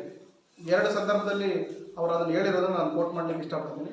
ಒಂದು, ಈ ಬಿಕ್ಕುಗಳ ನಡುವೆ ಒಂದು ಬಿಕ್ಕಟ್ಟು ಶುರುವಾಗುತ್ತೆ, ಮಾಂಸಾಹಾರ ಸ್ವೀಕಾರ ಮಾಡಬೇಕಾ ಬೇಡವಾ. ಆ ಒಂದು ಸಂದರ್ಭದಲ್ಲಿ ಬುದ್ಧರು ಅದನ್ನು ಹೇಳ್ತಾರೆ. ಮತ್ತು ಹಲವಾರು ಬಿಕ್ಕುಗಳು ಭಿಕ್ಷಾರೂಪದಲ್ಲಿ ಬಂದಾಗ ಆಹಾರವನ್ನು, ಮಾಂಸ ಆಹಾರವನ್ನು ಸ್ವೀಕಾರ ಮಾಡಿರೋದು ಅನೇಕ ಕಡೆ ಉಲ್ಲೇಖ ಆಗುತ್ತೆ. ದೇವದತ್ತ ಅಂತೇಳಿ ನಿಮ್ಗೆ ಗೊತ್ತಿರ್ಬೋದು, ಬುದ್ಧರ ದೊಡ್ಡಪ್ಪನ ಮಗ, ಅಂದರೆ ಅವನ ಅಣ್ಣ ಆಗಬೇಕು. ಬುದ್ಧರಿಗೆ ಚಿಕ್ಕ ವಯಸ್ಸಿನಿಂದ ಅವನು ಸಾಯೋವರೆಗೂ ಎಲ್ಲ ರೀತಿಯ ಹಂತಗಳಲ್ಲಿ ಅವನಿಗೆ ತುಂಬ ತೊಂದರೆಗಳನ್ನು ಕೊಡ್ತಾವ. ಅಂಥ ಒಂದು ಸಂದರ್ಭದಲ್ಲಿ ಬಿಕ್ಕುಗಳನ್ನು ಎತ್ಕಟ್ಟಿ ಬಿಕ್ಕು ಸಂಘನ ಹೊಡಿಬೇಕಾದ್ರೆ ಈ ಒಂದು ವಿಷಯನ ತರ್ತಾನೆ, ಮಾಂಸಾಹಾರದ ವಿಚಾರ. ಅದಕ್ಕೆ ಬುದ್ಧರು ಮಾಂಸಾಹಾರವನ್ನು ನಿಷೇಧ ಮಾಡುವ ಯಾವುದೇ ನಮ್ಮ ಪ್ರಪೋಸಲ್ನ ಮುಂದೆ ಇಲ್ಲ, ನಾನು ಇದನ್ನು ರಿಜೆಕ್ಟ್ ಮಾಡ್ತೀನಿ ಅಂತೇಳಿ ರಿಜೆಕ್ಟ್ ಮಾಡ್ತಾರೆ. ಮಾಂಸಾಹಾರವನ್ನು ಅವರು ನಿಷೇಧ ಮಾಡ್ತಾರೆ. ಇದು ನಮಗೆ ಸಿಗುವಂತಹ ಮೊದಲನೇ ಒಂದು ಘಟನೆ. ಮತ್ತು 2ನೇ ಘಟನೆ ಆಲ್ರೆಡಿ ಹೇಳಿದೆ, ಅವರು ಸ್ವತಃ ಅವರೇ ಊಟ ಮಾಡಿ ಮಾಂಸಾಹಾರವನ್ನು ತೋರಿಸ್ಕೊಟ್ಟಿದ್ದಾರೆ. ಸೊ ಏನು ಹೇಳಲಿಕ್ಕೆ ಇಷ್ಟಪಡ್ತಾ ಇದ್ದರೆ, ಪಾಣಾತಿಪಾತದ ಮೊದಲನೇ ಏನಿದೆ, ಪ್ರಾಣಿ ಹತ್ಯೆಯನ್ನು ಮಾಡಬಾರ್ದು ಅಂತಂದರೆ ಅದರಲ್ಲಿ 2 ರೀತಿ ಬರ್ತದೆ. ಬಾಬಾ ಸಾಹೇಬ್ ಅಂಬೇಡ್ಕರ್ ಅವರೇ ಈ ವಾಲ್ಯೂಮಲ್ಲಿ ಹೇಳ್ತಾರೆ, will to kill, need to kill. Will power ಅಂತ ಹೇಳ್ತಾರೆ ಗೊತ್ತಾ? ವಿಲ್ ಪವರ್ ಅಂದರೆ ಉದ್ದೇಶಪೂರ್ವಕವಾಗಿ, ಇಚ್ಛಾಪೂರ್ವಕವಾಗಿ ವಿಲ್ ಪವರ್ ಇದ್ದರೆ ಮಾತ್ರನೇ ಮಾಡ್ಲಿಕ್ಕೆ ಆಗೋದು ಅಂತ ಹೇಳ್ತಾರೆ. ಅಂದರೆ ಇಚ್ಛೆ ಇರಬೇಕು, ದೃಢ ನಿರ್ಧಾರ ಇರಬೇಕು. ಸೊ ಆ ರೀತಿ ದೃಢವಾಗಿ ನಿರ್ಧಾರ ಮಾಡಿ ಕೊಲ್ಲೋದು ಬೇರೆ. ಇಂಥವ್ರನ್ನ ನನಗಾಗೋದಿಲ್ಲ, ಅವನು ಕೊಂದೇ ಬಿಡ್ಬೇಕು ಅವನ್ನ ಅನ್ನೋದೇ ಬೇರೆ. ನನಗೆ ನೀಡ್ ಟು ಕಿಲ್ ಅಂತ ಹೇಳಿದ್ದಾರೆ. ನೀಡ್ ಟು ಕಿಲ್ ಅಂದರೆ ಅವಶ್ಯಕತೆ ಇದ್ದಾಗ ಕೊಲ್ಲುವಂಥದ್ದು. ಆಹಾರಕ್ಕೆ ಬೇಕು, ಏನೂ ಸಿಗಲಿಲ್ಲ ಆಹಾರ, ಈ ಪ್ರಾಣಿನ ಕೊಂದರೆ ಮಾತ್ರ ನಾನು ಇವತ್ತು ಊಟ ಅಂತಂದರೆ ಪರ್ಮಿಟೆಡ್. ಅಥವಾ ನಿನ್ನ ಜೀವ ಹೋಗ್ತಾ ಇದೆ, ನೀನೇನು ಅದನ್ನು ಕೊಂದ್ರೇ ನೀನು ಬದುಕೋದು ಅಂದಾಗ ನೀವು ಮಾಡ್ಬೋದು ಅಂತ ಹೇಳ್ತಾರೆ. ಬಟ್ ಬುದ್ಧರು ಅಲ್ಲಿ ಒಂದು ಕಂಡೀಷನನ್ನು ಇಡ್ತಾರೆ. ಏನಪ್ಪ ಕಂಡೀಷನ್ ಅಂತಂದರೆ, ಮನುಷ್ಯ ಯೋಚನೆ ಮಾಡುವಂಥ ಶಕ್ತಿ ಇರುವಂಥ ಒಬ್ಬನು ಈ ರೀತಿ ಕೊಲ್ಲುವ ನಿರ್ಧಾರ ಮಾಡಬೇಕು ಮುಂಚೆ ಅವನು ತನ್ನ ಬುದ್ಧಿಶಕ್ತಿಯನ್ನು ಬಳಸಿ ಕೊಲ್ಲಬೇಕಾ ಬೇಡವಾ ಅನ್ನೋದನ್ನು ನಿರ್ಧಾರ ಮಾಡಬೇಕು. ಆವಾಗ ಈ ಪಂಚಶೀಲದ ಮೊದಲನೇ ಏನು ಶೀಲ ಇದೆ ಅದಕ್ಕೆ ವ್ಯಾಲ್ಯೂ ಬರುತ್ತೆ, ವೆಯ್ಟೇಜ್ ಬರುತ್ತೆ ಅಂತ ಹೇಳ್ತಾರೆ. ಬುದ್ಧ ಹೇಳ್ಬಿಟ್ಟಿದ್ದಾರೆ ಕೊಲ್ಬೋದು ಅಂತಂದರೆ ಎಲ್ಲ ಕೂತ್ಕೊಳ್ಬೇಕು ಅನ್ನೋದು ಅಲ್ಲ. ಬುದ್ಧ ಕೊಲ್ಬಾರ್ದು ಅಂತ ಹೇಳಿದ್ದಾರೆ ಅಂದ್ಬಿಟ್ಟು ಕೊಲ್ಲದೇ ಇರುವಂಥದ್ದು ಅಲ್ಲ. ಇವೆರಡೂ ಎಕ್ಸ್ಟ್ರೀಮ್ಸ್, ಉತ್ತರ ಧ್ರುವ ಪಶ್ಚಿಮ ಧ್ರುವ. ಬಟ್ ಬುದ್ಧರದು ಮಧ್ಯಮ ಮಾರ್ಗ. ಆ ಮಧ್ಯಮ ಮಾರ್ಗದಲ್ಲಿ ಅವ್ರು ಹೇಳುವಂಥದ್ದು ಏನು, ಅವಶ್ಯಕತೆ ಇದ್ದಾಗ ಕೊಲ್ಲು, ಇಲ್ಲ ಅಂದರೆ ಕೊಲ್ಲಕ್ಕೆ ಹೋಗ್ಬೇಡ, ಯಾಕೆ ಕೊಲ್ತೀಯ. ಸೊ ಆಲ್ಟರ್ನೇಟಿವ್ ನಮಗೆ ಕೊಟ್ಟಿದ್ದಾನೆ ಅಂತೇಳಿ. ಸೊ ಇದು ಪಂಚಶೀಲದಲ್ಲಿ ಮೊದಲನೇದು. ಎರಡನೇದು ಮೂಸಾವಾದ ವೇರಮಣಿ ಸಿಕ್ಕಾಪದ ಸಮಾಧಿಯಾಮಿ. ಮೂಸಾವಾದ ಅಂತಂದರೆ ಸುಳ್ಳು ಹೇಳ್ಬೋದು ಅಂತ ಆಲ್ರೆಡಿ ನಾವು ಮಾತಾಡಿದ್ವಿ. ಸುರಾ ಮೇರಾಯ ಪಂಚಪಮದಟ್ಟಣ ವೇರಮಣಿ ಸಿಕ್ಕಾಪದನ್ ಸಮಾಧಿಯಾಮಿ ಅಂತ ಒಂದಿದೆ. ಇಲ್ಲಿ ತುಂಬ ಜನ ಬಂದು ಬಿದೋಗಿರು. ಸುರಾ ಮೇರಾಯ ಮಜ್ಜ ಪಮದಟ್ಟಾನ ವೇರಮಣಿ ಸಿಕ್ಕಾಪದನ್ ಸಮಾಧಿಯಾಮಿ ಅಂತಂದರೆ ಮಾದಕ ವಸ್ತುಗಳು ಅಥವಾ ಮತ್ತು ಬರುವಂತಹ ವಸ್ತುಗಳು, ಹೆಂಡ, ಸಾರಾಯಿ, ಈಗ ತುಂಬ ಬ್ರ್ಯಾಂಡ್ಸ್ ಎಲ್ಲ ಬಂದಿದೆ, ಫಾರಿನ್ ಬ್ರ್ಯಾಂಡ್ಸ್ ಇದೆ, ವಿಸ್ಕಿ, ರಮ್ಮು, ವೈನು, ಜಿನ್, ಇನ್ನೂ ಬೇರೆ ಬೇರೆ ಬೇರೆ ಎಲ್ಲ ಇದೆ. ಆ ಒಂದೊಂದು ಬ್ರ್ಯಾಂಡ್ಗೂ 1 ಲಕ್ಷ, 2 ಲಕ್ಷ, 5 ಲಕ್ಷ ಇರುವಂಥದ್ದು ಇದೆ. ಬಟ್ ನಮ್ಮ ಜನ 50 ರೂಪಾಯಿದು, 100 ರೂಪಾಯಿದು ಮುಂದೆ ಎಲ್ಲ ಕಳ್ಬಟ್ಟಿ ಸಾರಾಯಿ ಎಲ್ಲ ಕುಡಿತಾ ಇದ್ರು. ಸರ್ಕಾರ ನಿಷೇಧ ಮಾಡಿದ್ರಿಂದ ಈಗ ಅವರು ಕನ್ವರ್ಟ್ ಆಗಿದ್ದಾರೆ, ಅವರು ಅಪ್ಗ್ರೇಡ್ ಆಗಿದ್ದಾರೆ. ಸೊ ಈ ರೀತಿ ಕುಡಿಯೋದ್ರಿಂದ ಏನಾಗ್ತದೆ ಅಂತ ಬುದ್ಧರು ಹೇಳ್ತಾರೆ. ನೀವು ಕುಡಿಲೇಬಾರ್ದಂತ ಅದನ್ನು ನಿಷೇಧ ಮಾಡಿಲ್ಲ ಅವರು. ಮತ್ತು ಈ ಪಂಚಶೀಲ ಇದೆಯಲ್ಲ, ಇದು ನಿಮ್ಮನ್ನ ನಿಷೇಧ ಮಾಡಲಿಕ್ಕೆ ಹೇಳಿ ಮಾಡಿರೋದಲ್ಲ. ನೀವು ಪ್ರಾಣಿ ಹತ್ಯೆಯನ್ನು ಮಾಡಬಾರ್ದು ಅಂತಂದರೆ ಅದಕ್ಕೊಂದು ಅರ್ಥ ಇದೆ. ಈ ಪ್ರಕೃತಿಯಲ್ಲಿ ಒಂದು ಆಹಾರ ಸರಪಳಿ ಇದೆಯಲ್ಲ, ಅದನ್ನ ಡಿಸ್ಟರ್ಬ್ ಮಾಡೋರು ಈ ಲೆವೆಲ್ಗೆ, ಒಂದು ಎಕ್ಸ್ಟ್ರೀಮ್ಗೆ ನೀವು ಕೊಂದು ಕೊಂದು ಕೊಂದು ಕೊಂದು ನಾಶ ಮಾಡಬೇಡಿ. ಆ ಎಕ್ಸ್ಟ್ರೀಮಲ್ಲಿ ನೀವು ತಗೊಂಡು ಹೋಗಬೇಡಿ. ಯಾಕೆಂದರೆ ಎಲ್ಲನೂ ನೀವು ಇವತ್ತೇ ಕೊಂದುಬಿಟ್ರೆ ಮುಂದಿನ ಪೀಳಿಗೆಗೆ ಏನು, ಹುಲಿ ಅದರ ಸಂತಾನೋತ್ಪತ್ತಿ ಆಗಿ ಅದ್ರ ಮಕ್ಕಳಿದ್ರೆ ಎಲ್ಲೂ ಜಿಂಕೆನೇ ಸಿಗದೇ ಇದ್ರೆ, ಮೊಲನೇ ಸಿಗದೇ ಇದ್ರೆ ಏನು ಮಾಡ್ತಾರೆ? ಅವಾಗ ಅವ್ರು ಮೇಡಮ್ ಹೇಳ್ತಿದ್ರಲ್ಲ, ನಮ್ಮನ್ನು ತಿನ್ನಕ್ಕೆ ಬರ್ತಾರೆ. ಆ ರೀತಿ ಆಗಬಾರ್ದು ಅನ್ನೋದೊಂದು ಬ್ಯಾಲೆನ್ಸ್ಡ್ ಆಗಿರಬೇಕು ಅಂತ. ಸೊ ಅದೇ ರೀತಿ ಇದು ಕೂಡ ಸುರಾ ಮೇರಾಯ ಮದ್ಯಪಮದಟ್ಟಣ ವೇರಮಣಿ ಸಿಕ್ಕಾಪದನ್ ಸಮಾಧಿಯಾಮಿ ಅಂತಂದ್ರೆ ನೀವು ಕುಡಿಲೇಬಾರ್ದು ಅಂತ ಬುದ್ಧ ನಿಷೇಧ ಮಾಡಿಲ್ಲ. ನಿಮ್ಗೆ ಅರ್ಥ ಆಗ್ಬೇಕು ಅಂತಂದ್ರೆ ಒಂದ್ಸರಿ ಕುಡಿಬೇಕು ಸರ್ ನಾನು ಅಂತಂದ್ರೆ ಕುಡೀರಿ, ತಪ್ಪೇನಿಲ್ಲ. ಬುದ್ಧಿಸ್ಟ್ಗಳು ತುಂಬಾ ಜನ ಕುಡಿಯೋರು ಇದ್ದಾರೆ, ತಪ್ಪೇನಿಲ್ಲ. ಆದ್ರೆ ಕುಡಿದ್ರೆ ಏನೇನಾಗ್ತದೆ ಅನಾಹುತಗಳು ಅನ್ನೋದನ್ನ ಮನವರಿಕೆ ಮಾಡ್ಕೊಳ್ಳಿ. ಆಮೇಲೆ ನಿಮ್ಗೆ ಇಷ್ಟ ಇದ್ರೆ ಕುಡೀರಿ ಅಂತ ಹೇಳ್ತಾರೆ. ಏನು ಕುಡಿದಾಗ ಏನಾಗ್ತದೆ ಅನ್ನೋದು ಜಸ್ಟ್ ನೀವು ಅರ್ಥ ಮಾಡ್ಕೊಳ್ಳಿ. ಒಂದನೇದು, ನಿಮ್ಮ ದುಡ್ಡು ಖರ್ಚು ಮಾಡಬೇಕು. ನೀವು ಕಷ್ಟಪಟ್ಟು ಬೆವರು ಸುರಿಸಿದಂತಹ ಹಣವನ್ನು ನೀವು ವ್ಯಯ ಮಾಡಿ ಒಂದು ಬಾಟ್ಲಿಯನ್ನು ತಗೊಳ್ಬೇಕು. 10 ರೂಪಾಯಿ ಇರಲಿ, 50 ರೂಪಾಯಿ ಇರಲಿ, 100 ರೂಪಾಯಿ ಇರಲಿ, ಲಕ್ಷ ಇರಲಿ, ಹೌದಾ? ಫಸ್ಟ್ನೇದು ನೀವೇನು ಲಾಸ್ ಆದ್ರಿ ಇಲ್ಲಿ, ನಿಮ್ಮ ಫೈನಾನ್ಸ್ ಲಾಸ್ ಆಯಿತು. ಹಣ ಭಾಳ ಕಷ್ಟಪಟ್ಟು ಸಂಪಾದನೆ ಮಾಡಿದಂಥ ಹಣ ನಿಮ್ಮಿಂದ ಹೊರಟೋಯ್ತು. ಸರಿ ಆಯಿತು, ಏನೋ ಒಂದಿನ ವರ್ಷಕ್ಕೊಂದು ಹಬ್ಬ ಕುಡಿದ್ಬಿಡೋಣ ಅಂತೇಳಿ ಕುಡಿದ್ರಿ. ಕುಡ್ದಾಗ ಏನೇನೆಲ್ಲ ಆಗುತ್ತೆ? ಯಾವತ್ತೂ ಇಂಗ್ಲೀಷ್ ಮಾತಾಡದೇ ಇರೋನು ಇಂಗ್ಲೀಷ್ ಮಾತಾಡೋಕೆ ಶುರು ಮಾಡ್ತಾರೆ. ಮತ್ತೆ ಯಾವತ್ತೂ ಪ್ರೀತಿ ತೋರಿಸ್ತಾ ಇರೋನು ಹೆಂಡತಿ ಬಗ್ಗೆ ಅಪಾರವಾದ ಪ್ರೀತಿ ತೋರಿಸ್ತಾನೆ. ಮತ್ತೆ ಯಾವತ್ತೂ ಭರವಸೆಗಳನ್ನ ಕೊಡದೆ ಹೆಲ್ಪ್ ಮಾಡದೇ ಇರೋರೆಲ್ಲ ಹೆಲ್ಪ್ ಮಾಡ್ತಾರೆ. ಜೋಬಲ್ಲಿ ಎಷ್ಟಿದ್ರು ತೆಗೆದುಕೊಟ್ಬಿಡ್ತಾರೆ, ಹೌದಾ? ಇವೆಲ್ಲ ನೀವು ಕಾಮಿಡಿ ನೋಡ್ಬೇಕು. ನೀವು ಹಳ್ಳಿಗಳಲ್ಲಿ, ಸಿಟಿಗಳಲ್ಲಿ ಜಾತ್ರೆ ಬಂದ್ರೆ ಈ ತರದ ಲಕ್ಷ ಉದಾಹರಣೆಗಳು ಸಿಗುತ್ತೆ, ಹೌದಾ? ಓಕೆ, ಇದು ಯಾಕೆ ಆಗುತ್ತೆ ಅಂತಂದ್ರೆ ನಮ್ಮ ಮನಸ್ಸಿನ ಮೇಲೆ ನಮಗೆ ಸ್ಥಿಮಿತತೆ ಅಂದ್ರೆ ಒಂದು ಅಥಾರಿಟಿ ಇರೋದಿಲ್ಲ, ಕಂಟ್ರೋಲ್ ಇರಲ್ಲ. ಸೊ ಈ ಕಂಟ್ರೋಲ್ ಇಲ್ದಿದ್ದಾಗ ನಮಗೆ ಇವೆಲ್ಲ ಅಡ್ವಾಂಟೇಜಸ್ ಸಿಗುತ್ತೆ. ಇದು ನಿಮ್ಗೆ ಬೇಕಾ? ಇಷ್ಟ ಇರೋರು ಇದನ್ನು ಮಾಡ್ಬೋದು, ಬುದ್ಧ ಏನು ನಿಷೇಧ ಮಾಡಿ. ಇದು ಎರಡನೇ ನಷ್ಟ ಆಗುತ್ತೆ. ಅಂದರೆ ಇದರಿಂದ ನಮಗೆ ಸಮಾಜದಲ್ಲಿ ಗೌರವ ಹಾಳಾಗುತ್ತೆ, ನಮ್ಮ ಮಾನಸಿಕ ಸ್ಥಿಮಿತತೆ ಹಾಳಾಗುತ್ತೆ, ನಮ್ಮ ಯೋಚನಾ ಲಹರಿ ಹಾಳಾಗುತ್ತೆ. ಮತ್ತೆ ಇನ್ನೂ ಒಂದು ಸ್ನೇಹಿತರು ಹೇಳ್ತಾ ಇದ್ದಾರೆ, ಆರೋಗ್ಯ ನಷ್ಟ. ಹೆಲ್ತ್ ಈಸ್ ವೆಲ್ತ್ ಅಂತ ಹೇಳ್ತಾರೆ. ಸೊ ಇವತ್ತು ಆರೋಗ್ಯ ಇದ್ರೆ ಏನು ಬೇಕಾದ್ರೂ ಸಾಧ್ಯ ಮಾಡ್ಬೋದು ಅಂತೇಳಿ. ಆರೋಗ್ಯವಾಗಿರೋರು ಎಷ್ಟು ಜನ ಕೊಟ್ಟಿದ್ದೀರಪ್ಪ? ಸೊ ಇದು ಆರೋಗ್ಯದ ಒಂದು ಬೆನಿಫಿಟ್ ಉದ್ದೇಶದಿಂದಲೂ ಕೂಡ ನಾವು ಇದನ್ನು ದೂರ ಇದ್ದರೆ ಒಳ್ಳೆಯದು ಅಂತ. ಮತ್ತು ಸಮಾಜದಲ್ಲಿ ಒಳ್ಳೆಯ ಗೌರವ ಸಿಗಬೇಕು ಅಂತಂದರೆ ಇದರಿಂದ ದೂರ ಇದೆ. ಮತ್ತು ನಿಮ್ಮ ಮಾತಿಗೆ ಮರ್ಯಾದೆ ಸಿಗಬೇಕು ಅಂದರೆ ಇದರಿಂದ ದೂರ ಇದೆ. ಮತ್ತು ಕುಡಿಯೋದ್ರಿಂದ ಕುಡಿದು ಏನಾಗ್ತದೆ? ಕಾಯಿಲೆ ಬರುತ್ತೆ, ಕೊನೆಗೆ ಸತ್ತೋಗ್ತಾನೆ. ಇದರಿಂದ ಯಾರಿಗೆ ನಷ್ಟ? ಅವನೇನೋ ಹೋಗ್ಬಿಟ್ಟ, ನಷ್ಟ ಯಾರಿಗೆ? ಅವನು ಕಟ್ಕೊಂಡಂಥ ಹೆಂಡತಿಗೆ, ಅವನು ಹುಟ್ಟಿಸಿದಂಥ ಮಕ್ಕಳಿಗೆ. ಅವ್ರೇನು ಪಾಪ ಮಾಡಿದ್ರು? ಹೌದಲ್ವಾ? ಅವರು ಇಂಥ ಒಬ್ಬ ಕುಡುಕನನ್ನ ಕಟ್ಕೊಂಡು ಕಷ್ಟಪಡೋದಲ್ಲದೆ ಇವನು ಸತ್ತಾದ್ಮೇಲೆ ಇವನು ಮಾಡಿರೋ ಸಾಲನೆಲ್ಲ ತೀರಿಸ್ಬೇಕು. ಯಾಕೆ ಈ ನಮ್ಮ ಈ ತಳ ಸಮುದಾಯಗಳು ಎಸ್ಪೆಷಲಿ ಈ ಥರದ ಒಂದು ಆರ್ಥಿಕ ಪರಿಸ್ಥಿತಿಯಿಂದ ಹೊರಗಡೆ ಬರ್ತಾ ಇಲ್ಲ ಅಂತಂದರೆ ಅವರ ಜೀವನದಲ್ಲಿ ಈ ಪಂಚಶೀಲವನ್ನು ಪಾಲನೆ ಮಾಡದೇ ಇರೋದೇ. ಇದು ಸೈಂಟಿಫಿಕಲಿ ನಾನು ಅಧ್ಯಯನ ಮಾಡಿ ನಾನು ಕಂಡುಕೊಂಡಿರುವಂಥ ಸತ್ಯ. ಸರ್ ನೀವು ಕೇಳ್ಬೋದು, ಈ ಅಂಬಾನಿ, ಈ ದೊಡ್ಡ ದೊಡ್ಡ ಮಿನಿಸ್ಟ್ರುಗಳು, MLA ಇವರೆಲ್ಲ ಕುಡಿಯಲ್ಲ ಸರ್, ಮತ್ತು ಅವ್ರ ಹತ್ರ ಕೋಟಿ ಕೋಟಿ ದುಡ್ಡು ಇದೆಯಲ್ಲ ಸರ್? ಹೌದು, ನಿನ್ನ ಆದಾಯ ದಿನಕ್ಕೆ 250 ರೂಪಾಯಿ, ಅವನ ಆದಾಯ 2.5 ಲಕ್ಷ ಅಥವಾ ಕೋಟಿ ಇರುತ್ತೆ. ಅದರಲ್ಲಿ ಎಷ್ಟು ಖರ್ಚು ಮಾಡ್ತಾ ಇದ್ದಾನೆ ಅವನು? ಇಲ್ಲ, ಲಕ್ಷನೇ ಇಟ್ಕೋ. ಈಗ 5 ಲಕ್ಷ ಬರೋನಿಗೆ 1 ಲಕ್ಷ ಖರ್ಚು ಮಾಡೋದು ದಿನಕ್ಕೆ ಏನು ದೊಡ್ಡ ಕೆಲಸ? ಅದರ ಎಷ್ಟು? 5ನೇ 1 ಭಾಗ ಆಯಿತು. ಈಗ 500 ರೂಪಾಯಿ ಕೆಲಸ ಮಾಡ್ತಾ ಇದ್ದರೆ ನೀನು 500ರಲ್ಲಿ 1 ಭಾಗ ಅಂದರೆ 3 ರೂಪಾಯಿ ಖರ್ಚು ಮಾಡಿದ್ರೆ ಈ 400 ರೂಪಾಯಿಲಿ ಮತ್ತೆ ನಿನಗೆ ಮನೆಗೆ ರೇಷನ್ ತಗೊಂಡು ಹೋಗ್ಬೇಕು, ಮಕ್ಕಳಿಗೆ ಫೀಸ್ ಕಟ್ಟಬೇಕು, ಮನೆ ಬಾಡಿಗೆ ಕಟ್ಟಬೇಕು, ಲೈಟ್ ಬಿಲ್ ಕಟ್ಟಬೇಕು, ಮೊಬೈಲ್ಗೆ ರೀಚಾರ್ಜ್ ಮಾಡಿಸ್ಬೇಕು, ವಾಟರ್ ಬಿಲ್ ಕಟ್ಟಬೇಕು, ಹಾಲು ತಗೊಳ್ಬೇಕು, ತರಕಾರಿ ತಗೊಬರ್ಬೇಕು, ಮಟನ್ ತರಬೇಕು, ಚಿಕನ್ ತರಬೇಕು, ಹಬ್ಬ ಬಂದರೆ ಬಟ್ಟೆಗಳು ತರಬೇಕು, ಎಲ್ಲ ಆಗ್ತದೆ. ಸೊ ನಮಗೆ ಬಯಕೆಗಳು, ನಮ್ಮ ರಿಕ್ವೈರ್ಮೆಂಟ್ಸ್ ಜಾಸ್ತಿ ಇದೆ, ಬಟ್ ಇನ್ಕಮ್ ಕಡಿಮೆ ಇದೆ. ಅವ್ರಿಗೆ ಇನ್ಕಮ್ ಜಾಸ್ತಿ ಇದೆ, ರಿಕ್ವೈರ್ಮೆಂಟು ಕಡಿಮೆ ಇದೆ. ಸೊ ಹೀಗಾಗಿ ಈ ಬಡವರು ಇನ್ನೂ ಬಡವರಾಗೇ ಯಾಕೆ ಮುಂದುವರ್ಕೊಂಡು ಹೋಗ್ತಾ ಇದ್ದಾರೆ ಅಂತಂದರೆ, ಇವ್ರು ಮಾಡೋ ಕೆಲಸಕ್ಕೆ 500 ರೂಪಾಯಿ ಅಷ್ಟೇ ಕೆಲಸ. ಅವನೇನು ಕೆಲಸ ಮಾಡಲ್ಲ, ಸುಮ್ಮನೆ ಕುತ್ಕೊಂಡು ಫೋನಲ್ಲಿ ಡಾಲ್ರೆ ಬೇಸ್ರೆ ಅಂತಂದರೆ ಇಲ್ಲಿಂದ 2 ಕೋಟಿ ಈ ಕಡೆ ಬಂದುಬಿಟ್ಟಿರ್ತದೆ, ಈ ಕಡೆಯಿಂದ 3 ಕೋಟಿ ಈ ಕಡೆ ಬಂದುಬಿಟ್ಟಿರ್ತದೆ.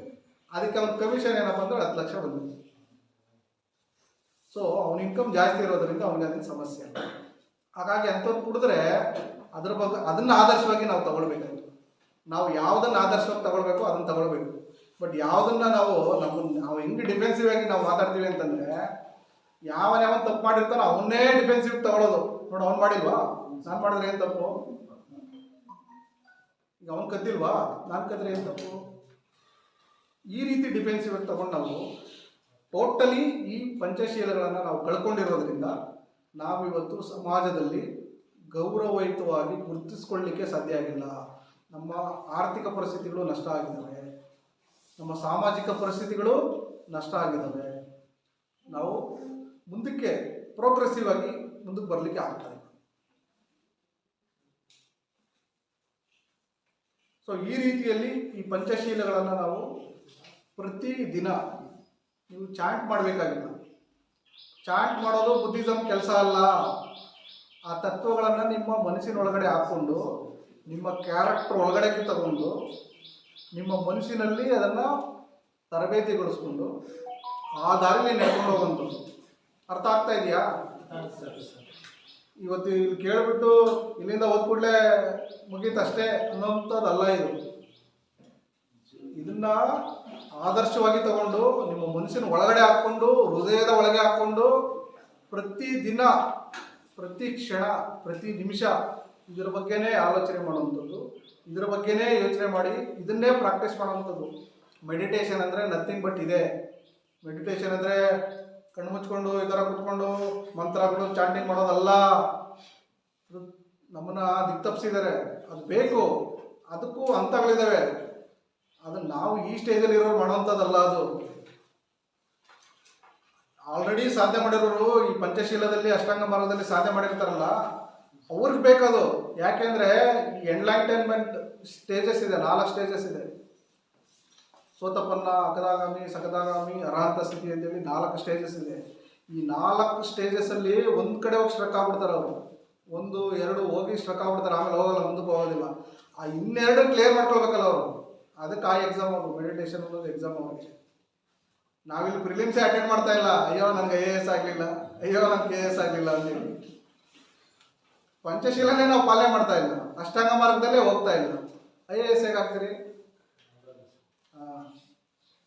ಸೊ ಈ ಪಂಚಶೀಲಗಳು ಸತ್ಯದ ಮಾರ್ಗ. ಸತ್ಯದ ಮಾರ್ಗ ಅಂದರೆ ಅದು ನಿಜ. ಅದನ್ನ ಬಿಟ್ಟು ಬೇರೆ ನೀವು ಅರ್ಥ ಮಾಡ್ಕೊಳ್ಳಿಕ್ಕೆ ಸಾಧ್ಯನೇ ಇಲ್ಲ. ಸೊ ಹಾಗಾಗಿ ನೀವು ಕೂಡ ನಿಮ್ಮ ಮನೆಗಳಲ್ಲಿ ತುಂಬ ಜನ ಈ ಥರದವ್ರು ಇದ್ದಾರೆ, ಅಕ್ಕಪಕ್ಕ ಇದ್ದಾರೆ. ಸೊ ನೀವು ಫಸ್ಟು ತಿದ್ಕೊಳ್ಳಿ, ಆಮೇಲೆ ಬೇರೆಯವರಿಗೆ ತಿಳಿಸಿ, ತಿದ್ದಿ. ಸೊ ಇದರಿಂದ ಸಮಾಜ, ಉತ್ತಮ ಸಮಾಜ ನಿರ್ಮಾಣ ಆಗ್ತದೆ.